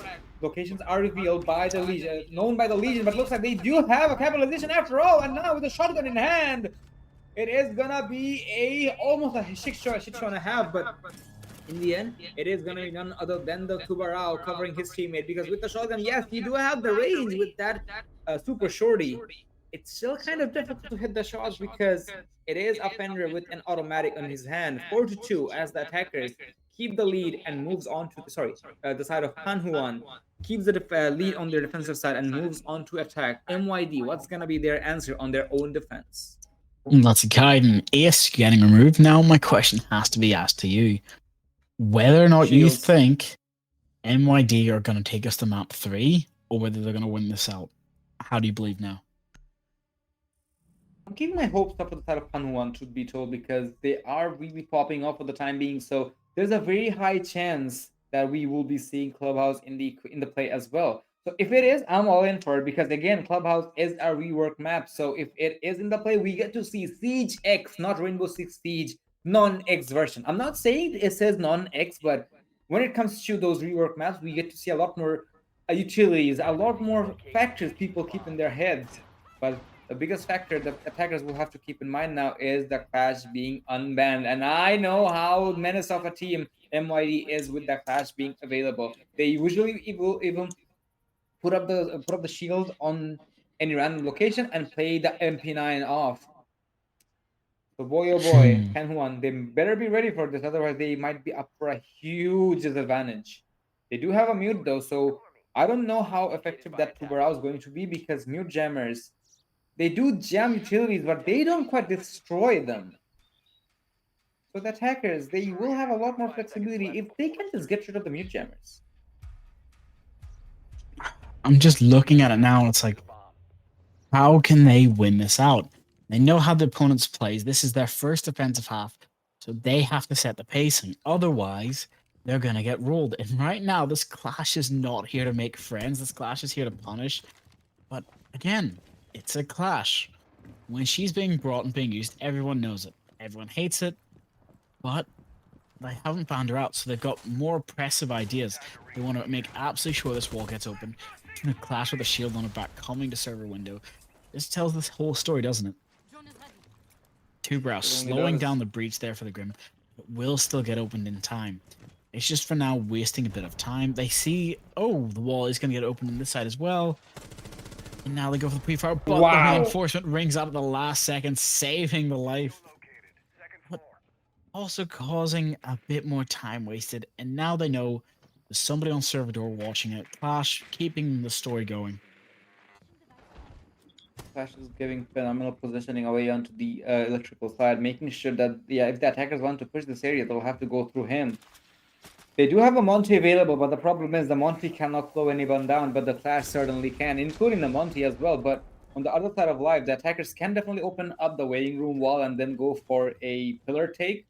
But yeah, that's exactly what they're gonna do actually. So that makes a lot more sense. But now with the Clash being able to deploy the shield, she can be technically a discount Mira over here because now she can play off both angles and also walk away with a shield in case she needs to. So the attackers, they have the space, but it's not going to be that much handy in the long run, considering the fact that they also have C4 players underneath. So the mute is going to be there for any form of aggressive plays from the attacking side, or should I say ninja plans will not be seen for the time being. But now, attackers, they are starting to swarm in as we do get to see players available onto the catwalk. And I do love what I see. This is going to be the Tubarao will be punished by Meepy. And now it looks like it is going to be a full-on plan control after all because the Clash has been forced to fall back. But still, they technically should have a free objective on a 4v5. We do see utilities being destroyed, or should I say, being popped out by the Grim as well to give away the locations, as it's simply swarming the bees and pinging the players if they're trying to hide, as a plan will be successful in the nick of time. 5v4, making it 3-4v2 actually in favor of the attackers. Looks like Pannuhuone is gonna be able to push it all in because it looks like, I mean, even I'm mumbling over here because of the fact they are putting up such an amazing position here. And now the mute is gonna be in a pickle here. There's so much things to worry about. The Mira's nowhere to be seen, and there's too much pressure on the solo mute with an SMG-11 injures one. But now the bully comes in, and there you have it. It is gonna be the Ram who will go for the peanut beauty over here. The Ram, well, he could have allowed his teammate to have some more fun, but it's going to be a timeout request from the side of MYD. A good time, in my opinion, but at the same time, they really are losing a lot of ground in the nick of time. You're right about that. That was painful to see. Looking at how that came out for them, I'm thinking that MYD have kind of lost the plot just a little bit. They got their revenge on the first map. This is probably a map they should not have let slide through if they didn't feel comfortable with it, but it might just be the fact that, you know, Pannuhuone has probably just been able to read through their books, go through all of their logs, realize, hey, we can see their vaults, we can see everything. They have so much information. Let's just go and check all of the information, see how they play, and then punish them for it. Pannuhuone for wanting to take this map away, so they get time to discuss too during this tactical timeout. But they only need 2 more rounds, and it's their attack. Let's hope MYD can make up for their mistakes and shut them out now. I really hope they are on the same page of the book, truth be told, otherwise it's going to be too much of a hassle for them, considering the fact that the driver's seat does belong to the attacker side, and now they're just rolling and making sure that they are also farming the style points, because as I said, with the Monty, he could have given away the confirmation, or I'm damn sure he did that. He called out that the mute was there, but at the same time, he also went for the Ram as well. so that he was stunned, or should I say, or the mule was forced to lay down on the floor because the melee attacked. So the defenders, they know how their opposition is going to be playing with them, so they'll have to keep themselves calm and take the fights head on. If not head on, just make sure that you are playing this smart. From the side of the attackers, though, it is kind of interesting because they are swapping out the thermite for a Habana. So is it going to be a hatch focused push? Because I don't see any more. I don't see the Monty being in play anymore. Instead, a Dokkaebi is going to be brought up, but a Blitz is also going to be brought up by the attackers. But it also comes down to the fact that how do you want to take control of the map as a whole? I understand that maybe you're going to be having some presence on the hatches because you do expect your position to be on the first floor, which is not wrong by any means. You right about So that? if In you, fact, that. Sorry, I I was mean, gonna if they're say. focusing so much on the ground floor here, Star, how do you commit the objective? Well, that's the fact. They actually need to decide if it's better to just push down, maybe having some nice peepholes, just using the Habanas to cause as much havoc as they possibly can, or clear out the top floor and just go for kills. They don't really have the time or the effort to be wasted here. They know there's a Valkyrie in this hallway and there's a Blitz who can Oh, obviously good run a gun, God. but she gets taken down from the ceiling by the Dokkaebi. The phone calls are about to ring out now, and they can hear everyone who's not on site. There's only one person, and even then, he's at the exosuit. Sammy is here trying to protect as much as he can. But they have operators for days causing trouble and havoc. Drones coming out, C4s, and I'm hoping the smoke can get caught out with a camera, but if not, he could be devastating for the side of the fence. Nope, he is found and shut down. Actually, that's Mute being found. Now Striker can go and push site. They understand there's only one person on site, so they only need one attacker to go and try and stop them. Sammy here looking up through the assembly wall might be able to get somebody, but the Goyo and the smoke are hiding on the back stairs or cargo stairs, having to rotate back to site with a minute 10 left. Not a lot of time left for MYD to save their destiny. I understand the Ghost trying to find some frag to make an equalization, but the problem is there's a lot of players in it already, so the... Well, I was about to say that they'll have to make sure the Azami stays alive, but the Azami is going to be really comfortable sitting inside the objective, but as of now, the smoke needs to rendezvous, especially considering there is a Blitz inside the objective. And if he is caught off guard, well, there's no way we're going to be seeing the Azami alive anytime soon. The smokes will be deployed, and don't tell me there's going to be another smoke plan coming in. I guess it is going to be a smoke. No, it's not a smoke plan, but a turtle strategy coming in as the Blitz is trying to bait it out, and he does know where the smoke is. It's very smart of him Straight to out use of- the red dot. The red dot actually clearing out the line of sight. But there's Goyo being taken out by the Dokkaebi upstairs, getting two as well. Now it's just the Asami inside who can see the striker. Shots ring out from both sides, but neither of them want to push off the pressure. The diffuser goes down. Blitz now has a line of sight as well. Could push in, but Good night, sleep tight. that's not what you want. You gotta run. Gotta make the distance, hopefully go for the leg angles. But there's a Dokkaebi in the ceiling, shutting you down. Impact rings out at the end, but it's not enough to save them. You can't really do much considering there's a Blitz alive inside the objective, and not to mention he also has backup. Blitz is undoubtedly the single most scariest operator when it comes to 1v1 because you have to maintain distance, you have to make sure that he doesn't get up close and personal, and if he does, well, you can just kiss yourself goodbye because in the end, you will be seeing an angel in front of you, and I guess the Azami were no exception. But for now, it is going to be match point for the side of Pannuhuone, sitting on their own. I think it is their own map, probably. So there's a very high chance here, Shard, that we're going to be seeing a third map. Clubhouse might be in the books after all, as MYD is really starting to struggle on their defensive side. I mean, truth be told, Pannuhuone is really popping off on this map as a whole. I'm not going to be able to say that they were able to shine on the defensive side, they're shining on the attacking side. Not necessarily. They are an absolute force because after the scoreline of 2-2, Pannuhuone didn't lose any single round, and pretty damn sure that they're going to be trying to keep that tradition up for the time being because they want to push the third map, and if they can, that definitely is going to overwhelm the players of MYD. So, 5 seconds left. what's it gonna be? MYD, I would say a decent setup coming from their side. No, I wouldn't say something overzealous is present from their end, even though a clash was present, but the clash didn't quite come in handy on Juan. Just Well, picking up the Monty. Yeah. There's something you're gonna have to realize as well. this wasn't Pannuhuone pick. Pannuhuone's pick was actually Consulate. Nighthaven Labs is Okay. MYD's pick. And the fact that this has worked out just shows that both teams have studied hard on their opponent's maps. That's why Clubhouse, which is going to be the ultimate test of how well you know Siege, is going to be a punishment. There's 2 walls opened already, 2 holes getting ready to be done. 5v5 with a minute left and only 1 attacker in the building so far. But that's not much taken up in the idea of space. Phantom pressure hasn't been put on yet on either side. They're just face checking as much as they can because they don't want to waste any of the utility. Here's my question. The fact that they now know there's an Ash, this will my disc might actually come out to be a problem. They're gonna have to shoot it maybe so they can get that. The wall side's open. So it's all about waiting for that C4 to come out. If the C4 doesn't come out, it's just wasting and putting phantom pressure down. As I said previously, here comes the multi. There's the Goyo chop to force it out. But the C4 actually gets Thermite, who tries to go for the wall and shuts him down. Massive pick coming out. But we have a little bit more. We have 1 more C4 in the pocket of Mira. And some aggressive plays coming up from the score. But they don't know. Everyone's focused on the other side of sight. You can hear somebody just jumping in through the window. But Ash actually gets a pick a bit further away, getting up the Legion. It is kind of confusing for me because the way MYD were playing it, I'll actually compliment them on this regard because now they are spreading out quite a lot more on this map.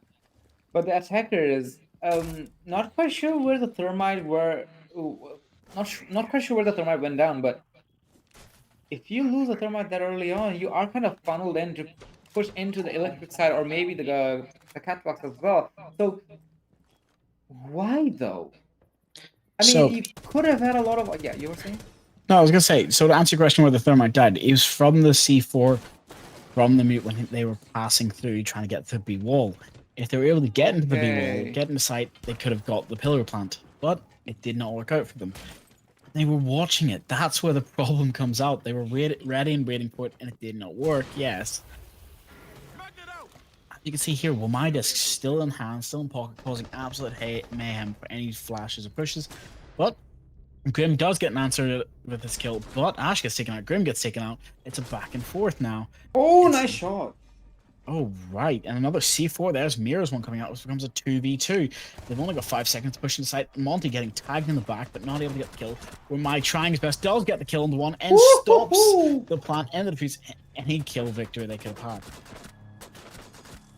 Gotta admit, the Womai really played it smart because he was able to get rid of the Monty as well, who was being really aggressive over there. But at the same time, sad for the Capital for having a potato fest over there as he couldn't connect the shots onto the Womai. But then again, even if he could have gotten the frag, it would not be efficient. It wouldn't be beneficial whatsoever because there were 1 more player surviving onto the fountain side who was still very much alive, and the clock was running down for the side of Pannuhuone. So MYD, if they want to make a comeback here, this is their time. And now getting rid of the Monty makes absolute sense because Pannuhuone are playing the Monty religiously, but now they may even force to go for a Blitz or a Blackbeard. Never mind. Blackbeard is open for them. So it does open up a lot of opportunities for them, and no surprises to see the Blitz here as I just referred. But MYD, if they can happen to take 3 more rounds consecutive, they should be just fine and will be putting themselves back onto the board of this map. But even then, it's easier said than done. So it all comes down to the factor that where do you want to play and how do you want to have the spread of the map? Because last time when we were on this map, the objective got overrun within a couple of seconds, especially when the Blitz came down to the exo stairs and he just went for the plant as well. The Azami was the last line of defense, but I mean, he is alone. What do you expect from him? He is a 1-man army, but at the same time, even if you're Superman, you will be shot at, and sadly in this game, we have HP bars. 10 seconds to insertion. You're right about that. You might be an unmovable mountain, but you cannot be walking off on your own. Seconds to go. Now they have to worry about this upstairs push. Because as you can see, Capcan is being brought. There's no Bravo on the other side of the attackers. So for now, Make Your Destiny's probably got something in their pocket, some sort of big brain plan. I do believe those walls were reinforced, so there's no problem. Only problem is I think the hatch actually wasn't. But here comes the push from behind. They understand that. Oh, they shot the Capcan on the door. That could have been a huge pick, or at least a good bit of damage to get rid of the Blitz. They're now going to be checking for Capcans the whole way across. But as you can see, they're here. There's 2 on this door. There should be another 2 on another door. Meaning if somebody isn't checking or it's just forced to rush in, it could be massive. I kind of feel like that having 3 captain traps are better than having 2, even though people may say that you do lose the probabilities of having more spreads across the map. But sometimes, whenever you get that 1 captain trap, you always feel like that, hey, I got a captain trap here, someone's tagged. What if I put multiple over there and he could have been dead? That's exactly Well, where you kind of feel. Yeah, you were saying? I was gonna say you've just been answered your question why you have more Capcom shops instead of less, because sometimes you've got the gun skill where they can just 1-tap and swing, or if somebody does survive like this Capcom right now with 10 HP on a dream, a single Capcom might be all you need. Well, you just got to be careful here as they all try to return back to site now, except for the Gory on the mid who are gonna hold the first floor and maybe cause a bit of trouble. But Got it as you can out. see, he's got to back off. He's in danger. He's already been tagged once. Blitz Mm, does get what the wallbind hell? though, flipping him on his ear. That's that big earmuff still counting as part of your head. You got to remember that. Yeah, back in the days, they used to have hitboxes as well. Now that I remember, in Operation Hill, they were fixed. But anywho, that is going to be the blitz off the board. Kind of a breathing zone for the side of MYD as they are piling up on the kill counts and they have their full man for advantage. Never mind, the moment I said that, it's going to be the mute who's going to be turned into a casualty. 1 minute left on the clock, and now the attackers, they are kind of having a paranoia here. They are going for the floor banks, but sadly, there are not much values to be found. They are just opening up angles, but the Dokkaebi is definitely forced to go down to this storage at the cargo stairs. Problem is he has the diffuser and there is not much backup he can work with. He can definitely hack the cameras though, but the problem is with 40 seconds from the clock, there are definitely 3 players who can watch the cameras, but with 2 players, they'll have to act upon it. 1 more player off the board, which does allow things to be a bit more flexible, but it is not something they can sleep on. At least not yet. The Goyo is expecting the Dokkaebi to be on there, and that is gonna be a problem because the attackers' locations are known. The Goyo being the first line of defense. Oh, mind you, I just realized they're also the. Oh, I wasn't about to talk about that. I was about to refer those Goyo canisters, but guess the captain tabs will be coming in handy here, as the recruit is gonna be on the floor. The Dokkaebi is gonna be on inside the objective technically, and will be taken out as well. Looks like MYD is starting to climb back onto the mountain their opposition created. You're right about that. They are coming back. This might be the time where they just decide, you know what? We're done playing. We want to win. But as I said, never count on a Capcom, especially if somebody's low. We've got Thermite, Deimos, Blitz, Sledge, Thatcher on attack, Mira, Warden, Legion, Smoke, and Asami on defense. But here's what we've seen so far. Protect your bombs from being defused by Never count them out. They like to switch, they like to play different operators for different sites, but they know how to play all of them. They're utilizing them well. Just those first couple rounds, it felt like it was warm-ups. That 5-minute break probably shut them down just a little bit, or caused a bit of trouble. But I'm happy to say and happy to see that it's not over yet. We do get to see a buck being switched for a sledge, meaning that they are probably going to go for an upstairs push again this time. Every time they brought sledge, they go down below, which is where he's been caught out twice. If they want to win this, they have to keep all players alive and go for the plan, or all players dead in the enemy team. 2 rounds left, and they could take it. They can 2 rounds, they can get us to overtime. But if not, Pannuhuone only needs 1 more round. I do believe they're going to have this, but they've not scanned any of the operators on the defending side. That is not great, especially with the Deimos on the board. You want to have as many operators scanned, or at least have an idea of what operators are there. Not quite sure if they were spotted out or something, but I kind of feel like that they were not scanned because the attackers wanted to make sure the drones do keep themselves alive, unless they have been taken out already. Deimos will take some time to be a bit more useful, but as the time goes, something will definitely come up. But the problem is, why are you going for this angle? Even though it is kind of risky, they were able to take entry, but they are being patient. Asami know exactly where the Deimos is, and gotta admit, I love the counter verticals coming in from the side of Deimos, considering the destructibility you have with the Deimos pistol, the 44 Magnum. And now That's your question. They finally got another one. That's Warden now pinged. So they now know Warden's the one in sight. They're gonna have to track him, go for his toes. But as you can see, he's gonna want to be trying to back off and get out of there as much as he can. The bullets are gonna ring out, but there's two uppers inside. Thatcher does get killed though from just outside of sight, barely by the warden and by the Capcan. Sorry, by the Asami, but nade ring out. Shots missing, but he cannot get the person, cannot good cover the now. plant. Warden gets the plant denied. Now it's up to the remaining three operators. They know where the diffuser is. They know where the plant was attempted. So they're watching from above as well. They do not have the time to waste anymore with this. But as you can see, that beautiful pistol just trying to shoot through the floor deals much damage as they can to the person on the top. Ooh, shots ringing out, but he can give out calls as well. That means anyone can go for that kill. For now, this Mira and Asami are going to become devastating problems. Only the warden has been taken out for now. As I say that, there's another one off the board. Mira finally getting taken out, but Legion is in sight, watching the diffuser with his goo mines.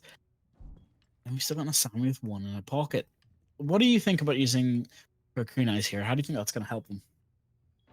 They can simply block off the angles as well with the kunais, actually, because think about it, there is still one more left, and I have to admit, the survivability of the Azami is just pads down because he was targeted by the Deimos, but now he needs to make sure that he is back on the objective. Otherwise, there will not be too much covers he can provide to his teammates, let alone the keyboard. But never mind, that went down very badly and very quickly, and now it is all up to the Azami with extremely low on HP. All he needs to do is find the bug, but there is no cover. Never mind, there are cover, but instead it's gonna be a refrag attempt coming in from the side of the players, and just like that, we will be having the players of Pannuhuone wrapping this map up. Holy moly, it was so close but so far for the players of Make Your Destiny, because in the end it kind of felt like that they were able to solidify it because it was a 3v3 situation, mind you. The Legion and the Mew didn't quite need to dive in that quickly into the round, and that's exactly when they fell short. The Azami was on the flank. I understand the Legion was trying to make sure that there were no opportunities of fun. Sadly, he didn't have any goo mines on the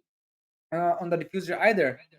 But good God, I love how the players of Pannuhuone kept themselves calm till the very last second of the game. Otherwise, it could have been devastating. It could have been menacing as well. But good God, we do need a third map after all, Star. Well, that third map is Clubhouse, a map that I love but hate because it's been in the game for so long. It's been reworked, changed so many times. We do love the club, we do love the noise, but the dirt tunnel is just a little bit too difficult if you're not bringing your Goyo and your fire. But we've seen how these teams like to play it in the past couple of weeks, so I'm hoping to see something new come out of them. We seem to chank it. Greatest play, greatest ideas I've seen so far, but now it's going to come out to who can actually show off. Who can show that they know their utility, know the synergy, knows their plot points. Anna one showed that a little bit better this time around in Nighthaven Labs, but Consulate was a book, just an open book read from start to end, immediately for Make Your Destiny. Not over yet. It's 1-1. So we're going to head to a quick break, give us 5 minutes, and then we'll hopefully be able to start the match right off the bat.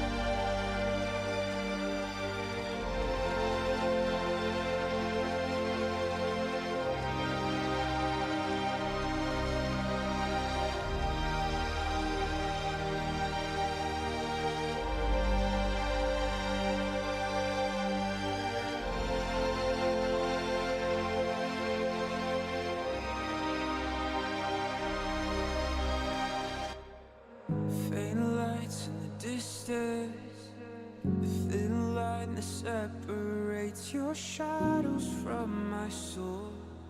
As these walls begin to fold, head lost in the silence, cold stars illuminate the secrets on your tongue and the poison in my lungs.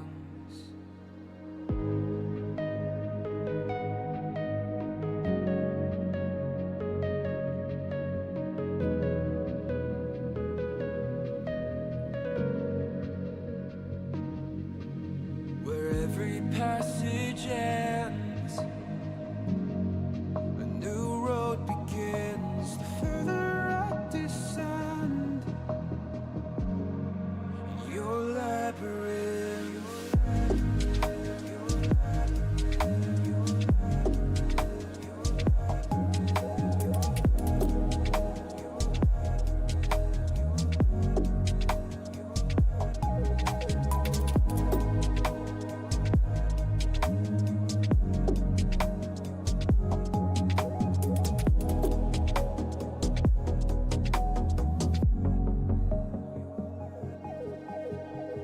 Blind eyes in the darkness, frail hands reaching out, sword echoes in the smoke as the doors behind me close.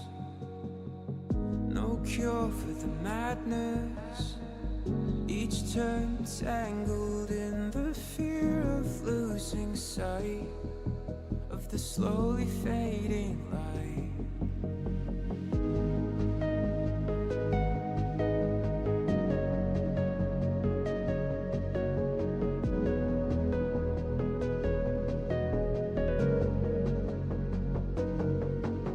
Where every passage ends, a new road begins. The further I descend, your labyrinth.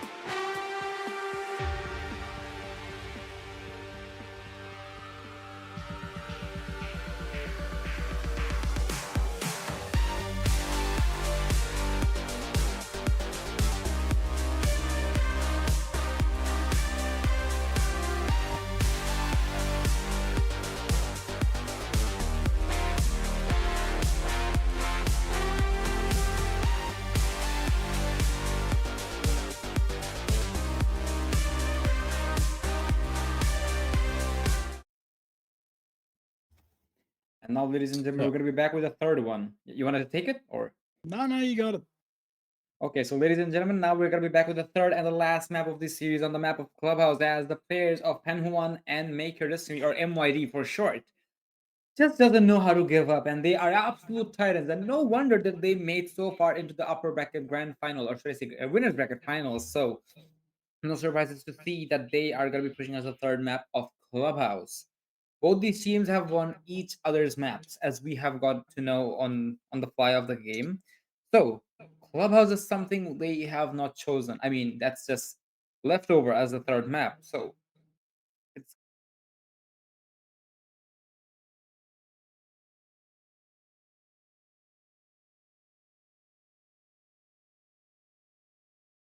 most amount of games, and I guess it's going to be adding up onto the side of Panhuan and MYD as well after their own game. So then we will have the proper answer. So predictions are going to be difficult here, Star, but we still got to talk about it. Which team is going to have a little bit of edge when it comes to taking the third map?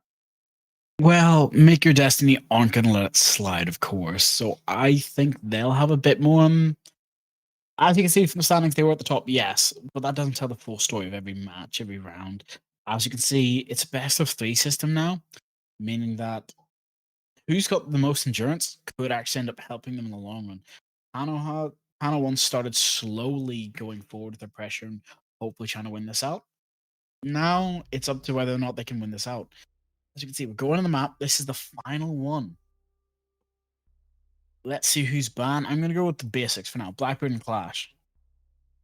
Same, actually. They may even go for a K and Ace ban as well, but the first one probably is going to be a full-on shield ban because they know each other's strengths and weaknesses for the time being, but instead it's going to be having a little bit of a ouchie, in my opinion, because we do get to see a Monty and a Kite, so probably Ace is gonna be on the books of the defenders so that they can make sure that they will not have to worry about something to go for the bandit tricks. So yeah, of course, but the moment I refer bandit tricks, it's also going to be taken out as well. So MYD wants full reign of going for the breaches. They understand the Monty is not going to be in play because they have played it so many times, but when it comes to the breach, they want full clearance. So mute is going to be a must. It's going to be a must on the side of Panhuan pretty much on all the defensive sides, in my opinion. Defenders, protect your bombs from being defused You're by right attackers. about that, but as you can see, I've noticed something terrifying. I love this map. I love the downstairs hold. I love having Goyo, but the Goyo is going to do exactly what I do. You go put it into dirt. Mirror reinforces the rest of site. Mute helps as much as he can, but everyone else just leaves immediately. You don't have time to set up site. You don't have time to anything. It's time to put down your gadgets and not worry to the last 5 seconds. As you can see, maybe he does reinforce dirt. He's there. He stays there. He does not leave in time. If nothing else is done by the people upstairs roaming, 10 seconds luckily to go. they are reinforcing hatches. There's 2 out of no, there we go. All 3 are done. So there's no actual contesting Attackers of the are second moving out to floor locate being a bomb done. and defuse They're it. just going to hide where they can and see if they can catch out anyone playing. Maybe the ward might go for a late flank, but for now, we do get to see beautiful site reinforcement finally coming out. It's in sight. He's put out down a Goyo trap as well. And Ash isn't even concerned. She's just in the site. That's the first person into the objective sites, into the building. I'm wondering 2 things. You can see it now too. They've taken upstairs control without any problem. Base checked as much as they can and accidentally destroyed their own drone. But it happens. It happens to the best of us. Maybe he has to go back down to site. They've wasted a lot of time, yes, but still not enough. Only a minute's been taken off the board. I kind of understand that Panhuan wants to make sure that their opposition burns some time, because when it comes to late round games, MYD can definitely keep themselves calm, but there's too many things to worry about. But this time around, MYD is like, okay, we know that we have burned so much time. What if we just take it head on? That's exactly what they're planning on. As you did refer that Ash diving inside of the construction site and going for takes doesn't quite surprise me, because usually if you have even one drone confirming there are nobody inside the vicinity, you can just dive in and take control and maybe allow yourself to go for a much more flexible approach when it comes to the hatches, as I do refer that the hatches will be coming down, but I don't think this is going to have any form of impact onto the tunnel side. Impactrix might be coming in from the attack from the defensive side, as I do see. As I do not see any more impact grenades available from the Azami, as she's the only player with those available in hand. But good for the Hibana, as she predicted that, using 2 of them first and going for the second to confirm there are no form of impacts or any form of denials to lose those X-Kairos. 1 minute left on the clock, and no bodies have fallen quite yet. The defenders, they are trying to fall back. They have fallen back to the objective, and now this might be a turtle strategy. But the problem is, the dirt tunnel is still not still not open up, so that is gonna cause some problems for the attackers, because if they happen to go for the hatch drops, they will have to worry about way too many angles than they should have. But the clock is definitely ticking down. The attackers, they are focusing on blue, so I don't know if I should be complimenting this by any means, because if you want to go for blue stairs, you need to have some players in blue stairs, and that's exactly why. Because Mira just had a free raid onto the blue stairs generator, and that's just like that. You don't have any answers for that. And now Azami rebarriering that up to make sure there are no contentions on AK either. This is just a safe haven for the attackers, with the fans also going down. The Buck is trying to cover, but there is no cover for the Hibana, and there you have it. The fan's gonna be denied, and now Buck able to find something, but it doesn't quite matter. There are no time to go for it, and now we're having some lags on Discord as well, as it seems, because there is not much. There's a lot of jitters happening as we speak, but it's gonna be the defenders who will go for the cleanup duty. Well, it was kind of expected from my end, but MYD too overzealous on their approach, in my opinion. You're right about that. It came out to being a little bit more painful than I wanted. Unluckily, or luckily as you may say, it's not done yet. That was only the first round. That sets the pace and the staple for the rest of this map. Attackers need to locate. This is Clubhouse, so each map, each location is round tested through years of experience. If you don't know the callouts, if you don't know how to defend, or as you can see, if you can't get the plant spot perfectly right, you're going to get shut out. But they're not done yet. They've decided, we don't have a bandit, we don't have the guide. Ignore the mute. We're going to play for the post plant. We're going to play for the aggression on the side of the defense.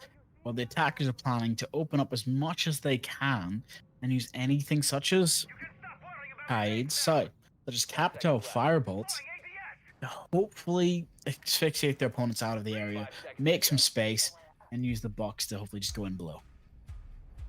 Attacker's objective is to locate a bomb and defuse it. That's definitely one way to do it, but at the same time, I kind of want to say that the defenders know that their opposition always focuses on those particular vertical lines with the bugs, with even Deimos at different times. So, do you really want to do the same thing all over again? Considering the fact that Clubhouse is a map known to pretty much everybody who even fractionally touched Siege. I mean, especially Clubhouse, Oregon, and House if you're a casual player. So, with that in equation, it does bring a huge gamble on their board, but I am all in for it if they're confident with it. It is gonna be a construction open up from the side of the attackers with a can opener, I believe, from the Grim. Probably blocked off as well by the Azami, but the problem is it really doesn't survive for that long, considering there are not much utilities to defend that, except for one player maybe holding onto the logistic sides. Vertical attempt once again to clear out the construction side, but I was about to refer that they needed to take control of red stairs, and the moment I say so, there will be a huge swarm of players in the vicinity. They know there are not much players in the vicinity, so they should be able to just dive inside of cash and then maybe go for construction as well. The Azami, I don't know if she knows about this, but hopefully for her, she did fall back in the nick of time. There's a mirror setup as well in the toilet, so no surprises there. A pixel angle being created by the barriers. That's gonna be nasty, and the Azami needs to make sure that at least he knows about it, because if not, the smoke's gonna be the first line of contact over here. Time is ticking again. The attackers are taking this slow. I appreciate it, but hey, you don't have the world of time available in your arsenal. And now, I gotta love how this Azami pixel works out in favor of the sledge. The attackers, finally, they will have some footing onto construction. And I kind of want to say from the very deep of my heart here, Star, they need to take control of logistics. Looks like that's not going to be the case, as they're starting to lose manpower. Now, it's falling apart like flies one by one. Layman were able to find something, but even then, that's just one player for the price of two. You're right about Pretty that. With broken only here. 40 seconds left, they really have to start putting pressure on. But there's another one being taken off the board. 4-2. They don't have a lot of options here. They've lost a lot of time, but they do get the quick swing. Capital getting one, but also getting refragged as well. Now it's up to the Grim. Half health. Smoke canisters ringing out. C4 still in the pocket of Mira. They know where he is. They know he has to try to jump into sight. But that Jaeger ADS that was placed late is finally recharged and finally going to get enough of the utility. Shutting down a lot and causing a lot of trouble. He has to push in for the AD or go for the swing. Nice Gets shot. the Jaeger, but now has to try and either go for the kill or go for the plant. But he cannot find the last operator. Mira just hiding behind a wall. Just waiting for him. And then pre-fires. Beautiful shots. Unlucky timing. YG definitely is having an unlucky time, but at the same time, you would have less unlucky timing if you have time on your hand. You don't have that, sadly. The diffuser being in the middle of nowhere, you really can't do much about it. And I understand that the Grim had to commit. There were no other options with the time burning down, and now with the 2-0 MYD, they're heading on to probably a top 4 defense onto Passion CCTV. Yes, it is. Now we're going for the usual picks from the side of the defenders. So gotta admit how the defenders are playing this, because they're trying to make sure that they are not playing it by the books. They're trying to be a bit more unique, even if it just means swapping out the objectives every now and then. They're looking confident in it, and they're also being paid for it, should be told. MYD, however, on the other side of the spectrum, they are going for a really unusual operator pool, in my opinion. I do understand why they go for where they're selecting the Ying, but 10 seconds to go. the Havana on the board, you might want to focus a lot more onto the construction side. But at the same time, when you're trying to focus on construction, who's going to open up the main wall? Locate and Because if you don't, you better believe this objective becomes it technically becomes 3 objectives. Even though in one of them you cannot plant the bomb in, or should I say the diffuser in, it is the garage side. When you do not open up the main wall, the player of garage has full reign to take control of red stairs through the window, and at the same time to have long lines of sight from onto construction as well, onto the lines of sight. So sadly, when it comes to these objectives, you really need a dedicated heartbeat, even though Hibana can definitely do that, but the holes you create are sadly not the best. You're right about that, but as you can see, Doc on Rafters is still holding strong and steady. Not going to hopefully get any picks yet, but might be able to put on a bit of pressure from any of the attackers trying to push in. But as you can see, there's Flores already in and waiting. If he can push up red, they might be able to get the flank on. Hopefully be able to take out the stock. But maybe they're causing as much havoc as possible. Wallbangs ring out, unable to get the shots. But for now, they just need to make as much hassle as they can. No, the person is not cheating for anyone asking in chat. You can just wallbang that close enough to open up lines of sight and holes. But he could hear the Goyo maybe trying to peek out, maybe catch him, trying to see him on the rappel, but cannot get the line of sight. Maybe if he does get one, takes out the Blackbeard, that's a huge pick.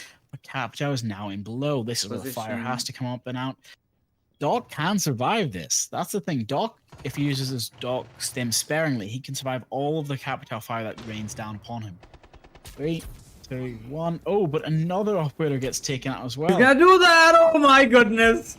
Well, he doesn't even care. He is being cooked alive, but at the same time, he's like, oh, this is fine. That's exactly how the meme got generated in Rainbow Six Siege, and looks like he's gonna be with the fight even, but now he will be fried alive. I guess the Capitao used both of those fireballs to make sure that the Doc is well cooked after all.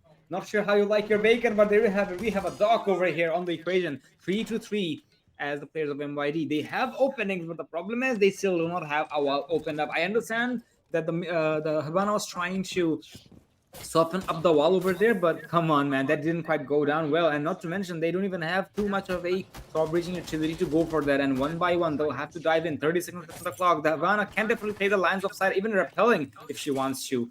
And now, the wall being opened up onto the garage side to allow them to plan onto the refall spot. There are no C4s, at least in my view. So yeah, there are none available. So they should be just fine diving in. But the frags will be coming in as the Goyo is ready for a run out to deny any form of plant attempts. Because you can definitely hunker onto that. And now it is going to be none other than the Fenrir who's going to hold for the final kill. And now the players of apologies for that. Pannuhuone. able to take the third round as well. That is a lot of information in such a small amount of time as well as we go into the second ban phase.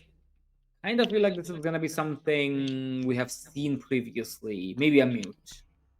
I do believe you're right about that. Anna is something that is kind of nuts. As you can see, they're using my destiny against them in every way, shape, and form. But to answer your question about the dog thing earlier, yes, you have to do it all correctly, but you can only survive one firebolt. If he times them out, as he did as well, both firebolts went out. They timed slightly after each other, so he was still in it even as it just ended, which downed him and finished off the job. But it's not over yet. It's round 3 of the hopefully 15, but most likely 3 out of 7. Pannuhuone are not going to give us up. They've got the mobility, they've got the stamina, and they're running away with it. This is Nighthaven Labs like skeleton. As you can see, there's a garage on both sides or warehouse, and 3 floors to contest. Lots of wooden flooring. Be very careful about this, and especially with a warden above. I do like to see a mirror get played out here because her gun's fantastic, but then you also have the fact that Mirror's line of sight into her Black Mirrors changed how Siege 1 was played. 5 seconds to insertion. And we've only got 4 seconds left. I'm wondering to see if these attackers stick with what they've got, because they've got Osa, they've got Buck, they have an Ash, they have a Deimos, and they have a Habana. If they've not droned out Warden above, it's going to be a really great late flank. But if they have, then they'll know that they have to punish and clear as much as they can. 4 on site, 1 above. Warden already getting tagged while trying to go for a spawn peek, but successfully stays alive and gets out. Almost taking out the Deimos though, while Deimos is now hunting him as well. Well, the Deimos is gonna think twice before taking any fights here on out though. For the Warden, however, he's gonna be chilling. He knows he has done damage, now he can then fall back to the side. Exactly what he's gonna do. Not quite sure why he destroyed the fire extinguisher, but at least he's just making sure that his opposition doesn't get the chance to use those particular utilities. The attackers are taking the time to take control of the top floor first. Again, nearly identical, except for the fact that this time we don't see the Ash taking the entry. But hopefully for them, they will have full control of the first floor, or should I say the ground floor, a bit more quickly as well. That is kind of appreciable from my end, because at least when it comes to managing the time, when it comes to taking these vertical angles, you'll have a lot more time to commit to those. But it also comes down to the fact that if you're opening up the tunnel side, because last time the tunnel was not open, and that allowed the defenders to have a lot more angle, you can be successful to open up the hatches perhaps, but even if you do so, chances are very high that you won't have enough time to commit those hatches. And not to mention, last time when you go for the drop, there were too many angles to get rid of the Habana, as the diffuser also fell on the floor. Yep, you're right about that. There's an interesting presence on the Mera as well onto the boots here, so that's going to be really difficult to get rid of her in particular. I do believe they have flashbangs, but flashbangs will just stun her for the time being. The Grim, never mind, there are no Grims, so that's not going to be applicable here whatsoever. But if they can somehow flush out the Mera out of that particular area and force her to be inside of Arsenal, they should be just fine going in for the plants as well, because the biggest problem the Mera is going to cause is the rotation onto blue. You're right about that, and the fact that the mirror here is actually trying to peek the Buck above the hatch, well, in the hallway, but above the hatch, it's very brave, but it's actually already quite a smart play of keeping out who's close, who's able to watch the lines of sight. But Warden gets a massive pick on the Buck. That's huge, especially when he was trying to use his flashbangs as well to try and stop. But Habana goes for the drop and gets taken out as well. There's another one downed. That's Osa off the board as well. With 5v2 to Pannuhuone already, it's really up to this Ash to go for the kills, or for Deimos to start taking off ones bit by bit. They can see the diffuser, but they don't know where the operators are. They haven't got drones in pocket, and it's now 5v1 with the Deimos at 30 HP. He's only got 3 that he can see. They know where he is, but they have the small pixel line of sight. I want to see how tight this was. That's what she said after all, and now... Yeah, you saw that coming, didn't you? Yep. I started this. This is all my fault. Not intentionally, but it's there. Well, now it's 4-0. It is 4-0 undoubtedly, and not to mention it was also a flawless run from the side of Pannu, so that's definitely gonna be having a lot more factors to be considered for the side of MYD, because they're really not able to find too much of an answer here. I mean, they are trying to find the opening, they are trying to take the map control, but when it comes to the raw gunfights, I have to admit, Panu just has the better angles. They have the better timing as well. Because think about it, there was a player who was on the very bottom stairs, and he opted to go for the moto take on the moto hatch. And the moment he was taking that angle, he was taken out from the tunnel side. And again, this is where I'm gonna be repeating myself that if you don't open up tunnel, you will be allowing your opposition to have free map control. Again, that area can be contested 5 seconds. towards blue. It can be contested towards the hatch drop as well and whatnot. So these is crucial positioning. Then again, Clubhouse is not a new map whatsoever. I mean, yeah, it is the first map to be reworked back in Operation Chimera, but it's just how the map has been played since day one, and that's exactly where the players of NYD is faltering. It's not something which cannot be repaired, however. They can take 2 more rounds on the attacking side, and maybe, just maybe, they'll be fine moving in onto their defensive side, but it's still a huge if, in my opinion. And now that's going to be much more complicated, considering they don't have any form of EMP grenades available to allow the Havana to open up that CCTV wall. And the worst part of it is you cannot pick those X-Kyros back up. That is at least 16 X-Kyros, as I've seen that she put up 4 at a time, I think, are technically lost. You're right about that, and the fact that we've lost mutes early. Good thing his utility's already down, so it's an operator you're okay with losing early, because that at least means there's somebody First always time on he died, by the way, I cams. just realized. Yep, that's a massive pick for the operators, but again, that's Clash still hasn't died yet either. But we do actually have everyone now on the side of NYD finally having a kill as well. No more donuts on the board. So we're just gonna have to wait and see. As you can see, they're already rushing and they're clearing out as much as they can on the first floor. But if they're not checking, this could be a huge pick. They can hear the Valkyrie, but they've not been able to track anything. That Dokebi call is going to come out huge for this Deimos. He should hopefully know. Yep, he does. He knows there's somebody close. Takes out the drone. C4 is wasted. Does not land. Now it's up to, can they find the Valkyrie? Can they shut it down? Ooh, holes in pain coming out. Not getting a last shot. Barely missing the head of Deimos.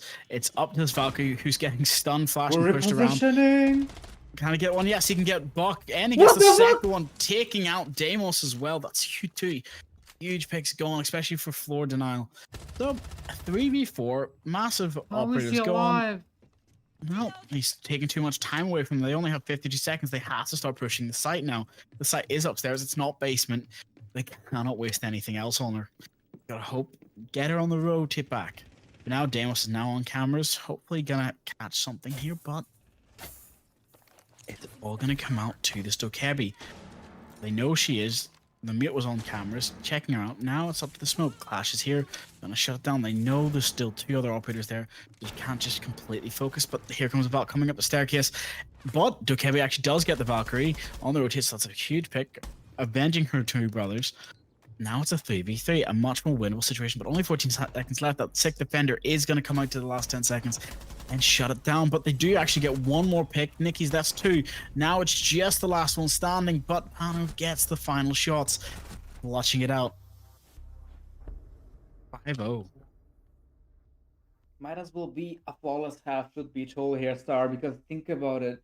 The way Panu's taking these fights head on, they're not showing any. They're not even afraid of anything. They're fearless over here, taking everything head on. MYD, they're just not having an answer for the time being. They're really struggling to find their opening as well. The Valkyrie, in their particular, should not have survived in any world. We were pretty much guaranteed that, yeah, she's gonna be visiting the gods in the nick of time, but instead the repositioning onto the second box, it's allowed her to have all the utility, all the advantage she could have had, and the proper positioning known by the Deimos as well, because of sound cue, of course, because the Deimos was on the drone and the Buck was pushing him in. That was a recipe for disaster. And now MYD, they can still make it happen on their defensive side, but then again, at least having 1 round is gonna give them the edge they are looking for. This attack has not been successful by any means, and they'll have to put everything they have to make this a successful one. I do see a thermite being changed for a Buck, so I think the lesson of the entirety of this map was that at least open up the default angles and you will have at least semi-decent map control. But sadly for the attackers, they are not quite focused on that. I do believe, yeah, they do have the can openers available, but you know you can't quite have a long line of sight sometimes. Sometimes you just open up the line, the entire wall, not allow any form of covers. I forgot the YouTuber's name. Actually forgot. Never mind. So no, There's not gonna be anybody who's gonna be hiding behind the cover and play like a boogeyman. Well, for now, you've got two boogeymen. People just getting taken out, traded left and right, and another one Good peeking the God. angle. You said you wanted to see some boogeyman. Boo. Goyo is here to cause havoc. But now it's a 4v3, but Game Castle still trying to go for the lines of sight. They cannot even go up to their own holes they made themselves. Has been watching the windows. Well, we've got Diamond watching, just trying to make sure everyone stays out of his construction site. It's a hazardous zone now. Right now, they have to clear it as much as they can, hopefully try to push these red stairs and push garage. But there's an operator everywhere. No matter where they try to peek, there's somebody there to cause havoc and trouble. But luckily, the Blackbird did not shoot that, or that would have been a much more disadvantageous gunfight. Luckily, they did get the kill. It's a 3v3, evening up the odds, but there's still Goyo counters. There's so much more here to cause trouble. Capita's still on the board as well for that dock. He still has 2 effectuation bolts left, but the Boris drone and regular drones coming out now too. Dog, here goes the Blackbird. Trying to get it. Gonna happen again. Well, this time he does have only one left, so Meepy is really waiting out this time and he's making sure that he survived, but never mind, he's gonna catch a bullet on his head. Meepy. Nice try though, but this time it's gonna be the Flores who's gonna end him. Man for advantage for the attackers, and now this is looking very much doable for the attackers, but the problem is they'll have to find the proper timing onto the Goyo as well. I'm not quite sure where the smoke is, maybe onto the construction site or something, but at least for them, they should be just fine diving in. And with the Blackbeard having the charges as well, the wall's not gonna have too much of a chance to survive, and now needs to be dispatched to maybe destroy the bulletproof camera, but it didn't even land properly, but at least that is an attempt. But that bulletproof camera will not go down. It has decided to stay. For now, it is up to the Blackbird to go for the plant with 30 seconds left. Smoke's only got that last canister. It missed. It did not land a shot on him, and the smoke is not going to work out in their favor. Now it's just up to the smoke, and they know he's downstairs. The last operators have been taken out on side, so they can see the red dot. You can see the line of sight, but he cannot guess exactly what it is. Tries to bait it, but there's somebody downstairs already. Jumps in, goes for the peek, takes him out. Flores. They saved it. Pannuhuone is now 5-1. It's time for the role swap. They either have to win. Sorry, My Destiny has to either win 6 rounds in a row to take this, or have some sort of big brain idea where they just go to overtime. Overtime is gonna be something of a kind of a distant dream, in my opinion, because it's still very much not in the vicinity of that. So I want to keep my fingers crossed to the side of MYD, but at the same time, winning 4 rounds back to back, it's simply going to be challenging. But hopefully for them, it is on their own defense, so shouldn't be that much of a challenge for them to take it head on. But I'm kind of confident that Pannu is not going to be losing any of the momentum for that 1 round. So it all comes down to the factor that how do they take these gunfights. Hibana ban, I gotta admit, I do appreciate that quite a lot, because now opening up those hatches will be insanely difficult, because when it comes to Hibana, you can open up multiple hatches with one single operator, while Thermite or Ace are limited to 2 because of the utilities they have. I mean, Ace can't even open 2 actually. He can open 1.5 to be exact, because the thermals need gravities to activate, and it needs 2 charges to get rid of the hatches. But hopefully for them, they can bring up the can openers, but at the same time, the can openers are slow, and you're also vulnerable to C4s at given times if you're putting up those utilities up close and personal, which is also applicable to the Thermite. We do see 1 C4 being available from, 2 C4s being available from the defensive side, so if they can utilize it, they should be fine. And along with saving the hatch, they'll also be taking out another operator, and looks like they kind of understand that. That's why they're opting to go for a Dokkaebi, to go for calls and maybe hunt for the roamers, or maybe go from 1T instead, because there have not been any team so far who has not utilized the potentials of the shields. But now Pannu. Well, I was about to say something, but it's gonna be a spawn pick. Instantaneous, taken out by none other than the Azami. Sami getting a first great pick as well, taking out Capital, means that they have some sort of plan here. And the bandit's not done yet, to be fair. He's going to hold the central hallway and hopefully try to go for another one, as long as the player can't flank him in strip, which I think he heard him, but I don't think he actually knows how close he is yet. This bandit has to go off this gunfight and hopefully try and cause a little bit of trouble. But the Sami is still here in blue, trying to distract as much as they can. But there we go. Grim snuck up and got two. Got the bandit as well as got the Legion. That's 3-4. This is not a great start to what the round they were hoping for. There's Ash finally getting taken out by the Goyo. Now it's time to rotate back to site and try to turtle for the ending.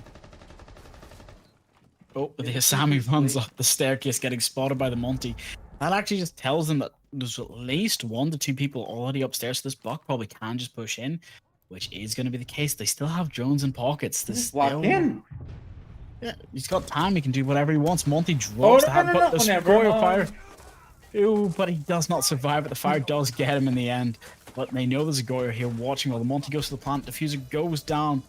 You can see the line of sight, but they cannot get the kill. There's no rotation. Hello. No rotation and the Grim. What? Now it's up to the aggressive It's very Monty winnable play. with the attackers. I mean, look Winnable at for that. Monty. Now he Go has a on. 1v1 situation. He doesn't. Oh, never mind. Never mind. I kind of expected the hatch job to come in later, but at the same time, it almost worked out for the side of Pannu just because they opened up that tunnel side. Yeah, the bug did go down to his own fire because he caused the fire because he destroyed the barricade, but at the same time, it kind of felt a little awkward from the side of MYD as well because where's the setup and the objective?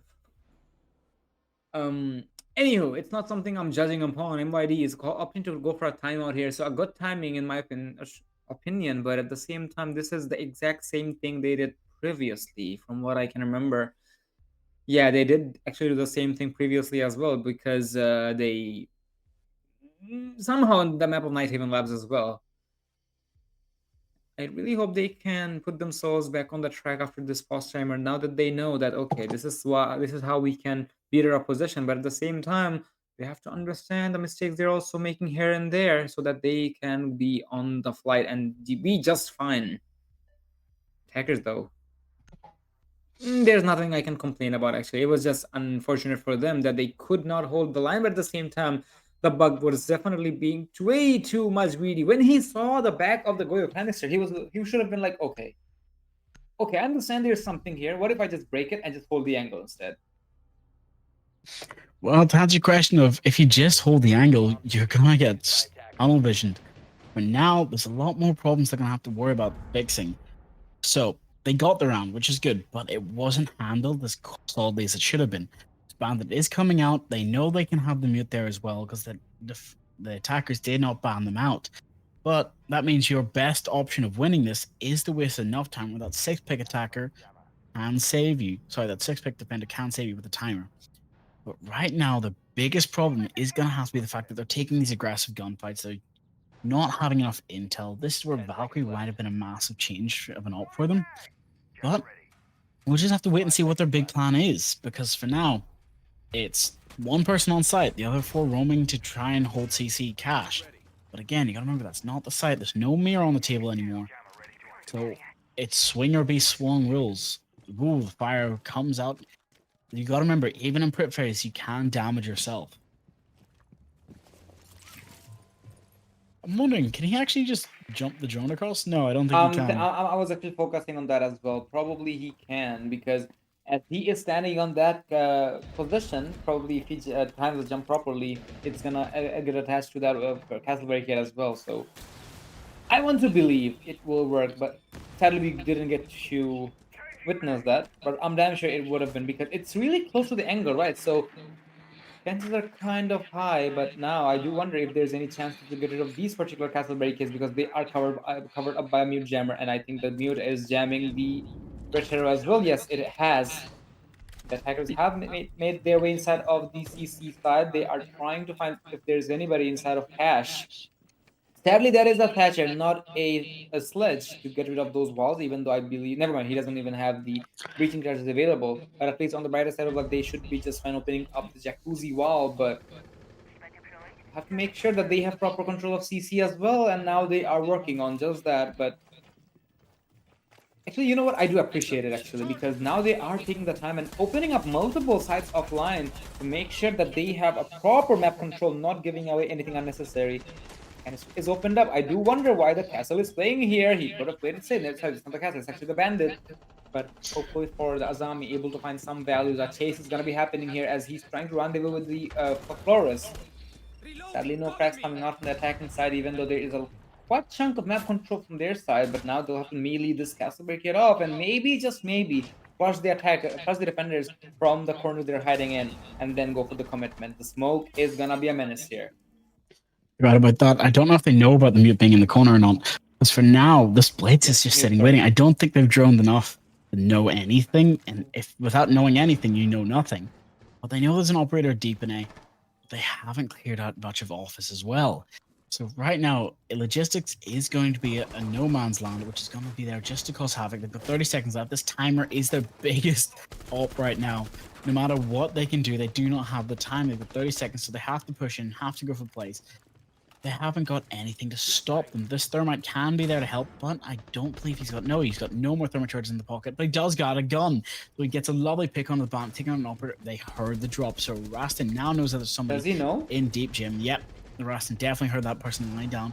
But Thatcher actually gets down on the occasion. That's not what you want to see. They have to go in for the push. He's going for the plant, turning around, hopefully having somebody watching, but no, that is not the case. So he gets taken down. They do not have the time. It's 2 minutes left. The fuser's downed. And they lost the round again. Anno, you're getting into it, but you're doing it too late. The time being wasted and the shots are ringing out. Question, how do you speed this up? Because they're living off the 30-second meta right now.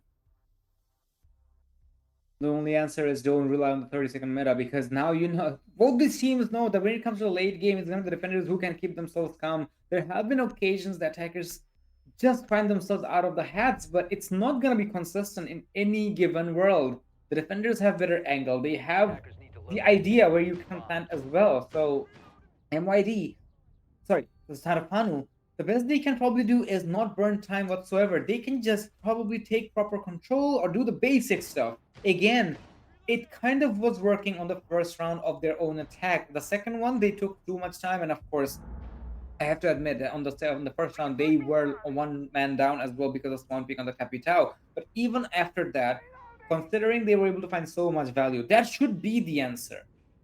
But then again, there are a lot of panic factors when it comes to a tournament, especially when it's being live streamed as well. So maybe it is getting up to them. So cannot quite point fingers here, because in the end, they are the ones who are participating here. Kind of gives me a memory of the times I used to play competitively as well. But for now, the attackers, we have a really solid lineup. The defenders can be set the same, because this is just basic standard as well, in my opinion.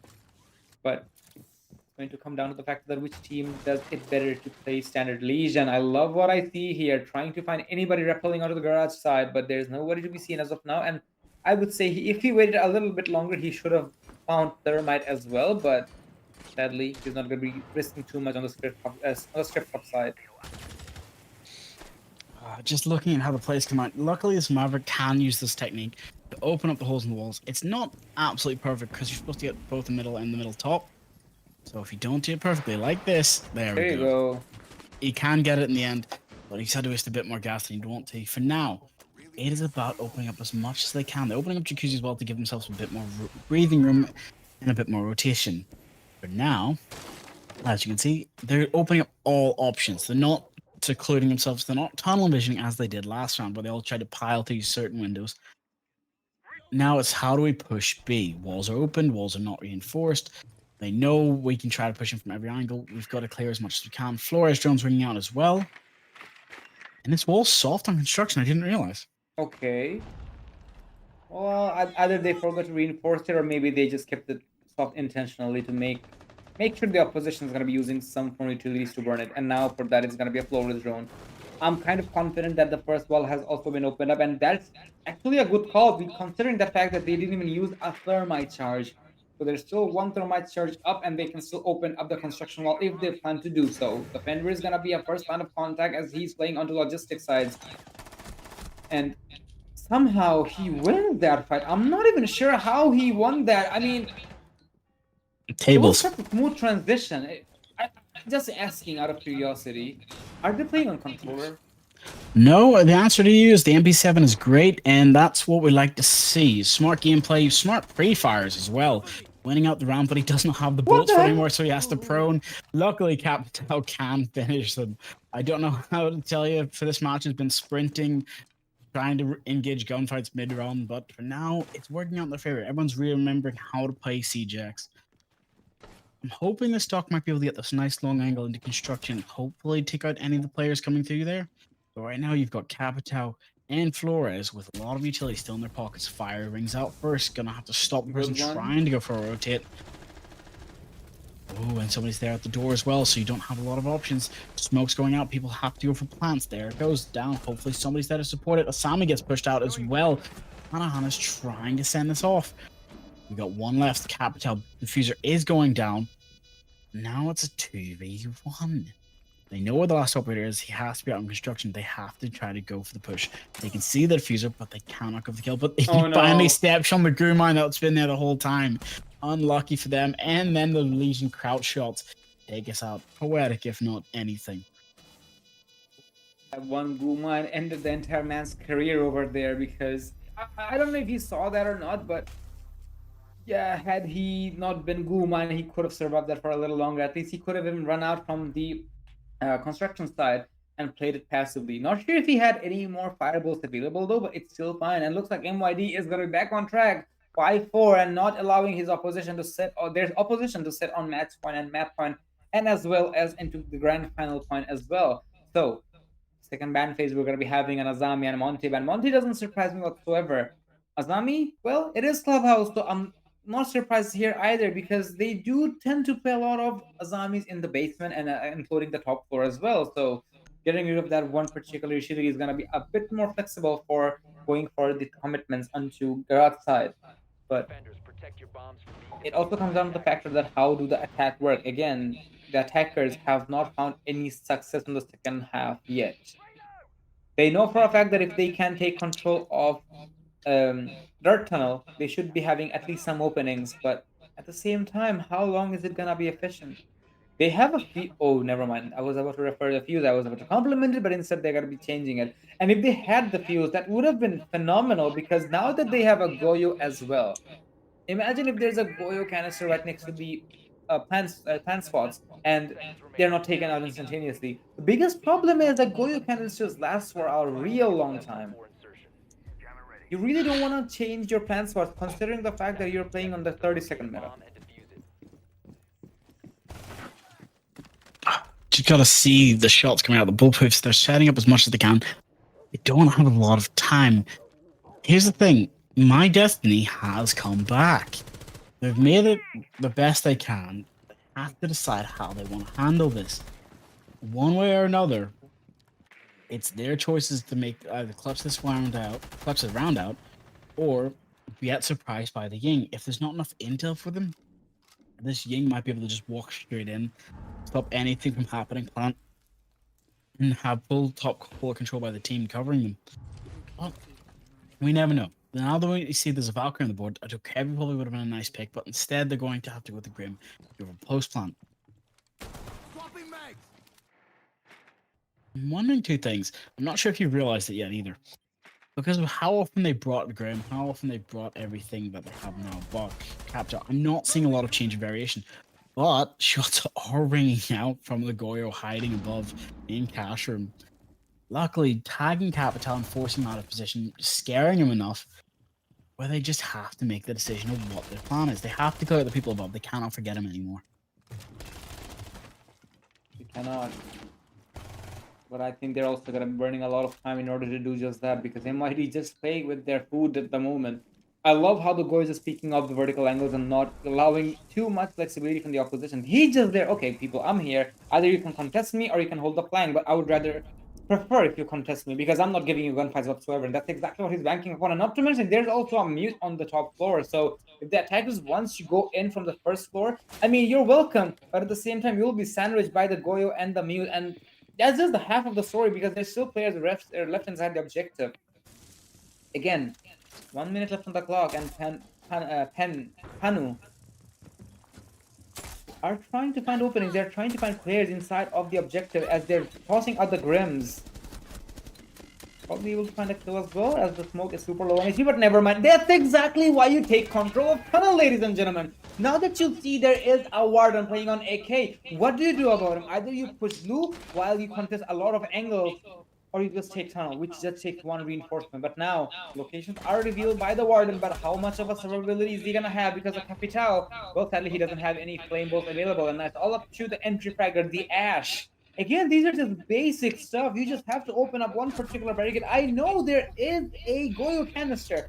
Open it up and just let it be. Sometimes if you do that, people will be forced to leave the particular area, and then you'll have ghostly avatars of yourself on maps because people will be paranoid that, okay, should I play here? Should I not play here? And if they question themselves, trust me, they will make mistakes. And somehow that's exactly what Pannu's doing. You're right about that. And the fact Ash had breach scourges as well instead of flashbangs, so it didn't work out in their favor at all. They could have opened as much as they can above, but for now the choice has to run out to, are they thinking ahead now? Because right now they've lost a lot of rounds in a row. Now becoming round 11. I did say round 15 jokingly, but we might actually see round 15. I'd be surprised if we did, but for now, we have Capcans, we have Mutes, we have Castle, we have Legion, and we have Warden on the side of the defense. If the operators on Pannu drone this out correctly, they can counterpick the Capcan, they can counterpick the Mute, and they can be here to punish everything. They understand that Bandit was on the board last round, but he's not being brought this time. If they drone it and check it, it's going to be much better for them. 5 seconds left. Here's what I can see. They actually have all drones still alive, still Locate a up. bomb and defuse it. The rest are in their pockets now. So it's whether they have them set up for entry phase or have them set up to hopefully try and catch the Capcan, which might not be the case since there's Capital already being pinged by a default cam early into the round. Let's just have to wait and see what the case is, because right now that Capital might get it, but hold on, there's the Flores. So you're right, he can definitely get that castle on the window. For now, first thermite charge goes out. Huge waste of time, but huge good grace and utility causing phantom pressure. So, but for now, only one operator is there to even worry about it for now. They know they don't have to. The rest of life, they are making it quick actually, so I gotta love it a lot more than I previously did. Now that they're opening up the angles, trying to take the fights, but looks like there is already a casualty. Someone's on the floor, and now he needs to be picked up as well. I don't know if the Legion knows about it, but at least there is an attempt.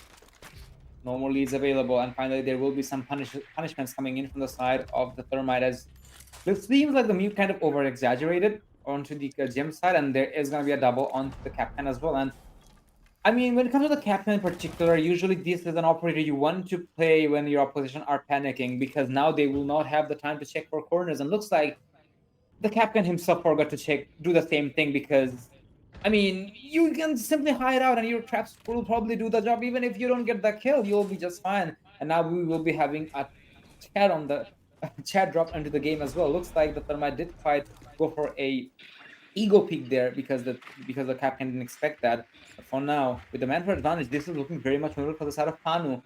But at the same time, there's still a lot of mute jammers in the vicinity. The Thatcher can definitely help that, but the problem is it should have been there previously. Or never mind. I guess No, they got it all at the time. because- Yeah. So You're out of it. There's something that you haven't noticed, though. That Capcan actually did down the Flores, so that's why they're afraid of him. The fact that he wanted to jump out to go confirm his okay. kill, he was just being kill hungry. But now it's 5v3 with 3 defenders left, only 1 being on site, and this final has to detonate. He knows somebody's watching from the door and somebody else on the window, but they have to hold as many angles as they can with only 3 people. There's a lot of utility and a lot of work having to be done right now. They have to clear it out. They know somebody's on the door trying to pre-fire, and there's drones just being peeked. They have the guns, but they don't have any of the utility. Warden's the only one who can stop and see through smokes. But right now, oh boy. being aggressive, they're falling Unnecessary. apart. They jumped in, seen the peak. They see that the blitz is now in, trying to go for the plant. They don't have any explosives. They have to make their way through gun skill. That's one being taken out, making it a 2v3. But there's the blitz also getting shut down. It's now a 2v2 post plant. 40 seconds left. They really have to make this work. Warden has to try and get the person on garage, but they can't get the other one. Oh But my the shotgun goodness. rings out, gets a kill as well. This Legion with the super shotty just doing work. Wow, here comes the flank. Make your destiny has been worked today. This one round shows you how you can clutch out, shotgun in hand, dreams and hearts. It was a nail-biting round, but regardless of that, MYD just put themselves back on the board and putting themselves on match point and map point and championship, not exact championship, but grand final point. And again, I want to know, like, what the actual hell just happened, because the Blitz were able to take control of the objective. He had a prime position to plant. Where's the cover? The Legion was not supposed to survive, considering the fact that he was low on HP already. He was made to 1 HP later down the line, but the amount of value this person found with a super shorty without the T5 SMG being reloaded is pure insanity. And that goes to showcase how confident the players of MYD are. Good God, Pannu. They had the world favoring them, but now the world is against them. This is not something they were ready for. This is not something they expected, but now they'll have to fight it head on to make it to overtime. And maybe, just maybe here, Star, this may even go to 15th round in case this round goes in the favor of Pannu. But then again, this is some odds they'll have to settle themselves. For the time being, MYD is making their destiny, and they are on the top of it. It is their world, and we're just living in it. You're right about that. They've got the answers to the question, and we don't know what the question is, because for now, they're keeping that secret too. But now, hopefully, they've got some sort of bigger plan ahead. Two problems that we have to realize as well. There's too much time to be wasted. There's too much that Pannuhuone has not been able to shut out. They have the dock on this side of MYD. They know it. They bring it every time. Walls are being breached. Holes are opened. Flores drones are being used. They've chosen to change their strat, yes. But whether that's the idea or that's just the consequence of how they're playing this, they've not won a single defense yet. I might have to add that. Sorry, attack. Pannuhuone has not won a single attack yet. But they have started clearing out a lot of utility using Gone 6, using Flores drones. It's working out for them, but it's just not how it's set. How do you think they can clutch this out to win? The only way they can clutch themselves out of this is making sure that they keep themselves together and do the basic things. Again, I cannot exaggerate this enough. I've said it several times by now here. The Clubhouse is a map where you can be creative, but at the same time, do the basics first. It is a very old map. There is... I sound like a broken record at this point, truth be told. Clubhouse, Oregon, these are probably the oldest map we have in competitive play. And somehow, if you don't do the basics, you will not have the chance to be creative, because in the end, that is your objective. For now, the attackers, again, they were on a lead, but somehow they managed to lose 2 players back to back, and now they'll have to find at least 1 more frag in their board, otherwise they're going to be falling straight up flat on their faces. Biggest problem being, there's a huge spread of defenders all over the map. The entrance logistics has been made, but just I'm sad to see this. I'm heartbroken to see this. They can see the lines of toes of the defenders just there, barely able to tap him, but cannot finish the job under the Legion. Oh my goodness. Now, it is going to look like YND might just take this and win it. It's 2v4. They can go down. They've sent as much C4s as they can. The diffuser is going down, but the defense don't know where it is. They can hear it, but the diffuser has went down. They've got it, but they cannot keep it. GG. As long as they defuse this, they can win it, but hopefully we shouldn't have too many mishaps. I don't think they're gonna have any mishaps whatsoever. The biggest problem is they should have taken control of red stairs first and then go for the plan, my guy. You can play postman, but the amount of sheer brute force which will be coming on your face after the retake is gonna be something you just cannot handle. MYD, just portrayed that we may have a very bad start, but even then we will have everything we have to put ourselves back on the board. An insane comeback from 5-1 to 6-5. No defenses lost from the side of Make Your Destiny, and good God, they really did live up to their name. They made the destiny. Right about that, and that actually leads us on to the end of this upper bracket final. So that means Maker Destiny is in the grand final this Sunday on the 3rd. I'm excited for it, but I'm also worried because it's at 5 p.m. CEST or 4 p.m. BST for us in the UK. So that just means we get to see it's either Pannuhuone again versus Plunderstruck tomorrow in the promotion match, and then we either have a repeat or we have Plunderstruck to go up against Make Your Destiny, which could just be a battle of who can be more aggressive. So we might actually get to see Layer being played as a map as well, but we're just gonna have to wait and see. I want to say thank you to everyone, the caster who's here with me today, the producer who's listening to my ear, and Erebus who's our lovely observer today. So thank you to Sirius, thank you to Chris, thank you to Erebus, thank you to me, and thank you for everyone at home. Anything you want to say before we close out? No, for now, there's nothing else. Thanks a lot for having me here, and we're really pumped up to see what happens next and who crowns themselves as the champions of this particular series. Season 4, by the way. So there will be a lot more season, in my opinion, or at least I believe. So till then, we're gonna be expecting your presence on the next days. Do not miss any of these actions because one of the teams from tomorrow will be facing off against Make Your Destiny again. Till then, take care, good night, and auf Wiedersehen.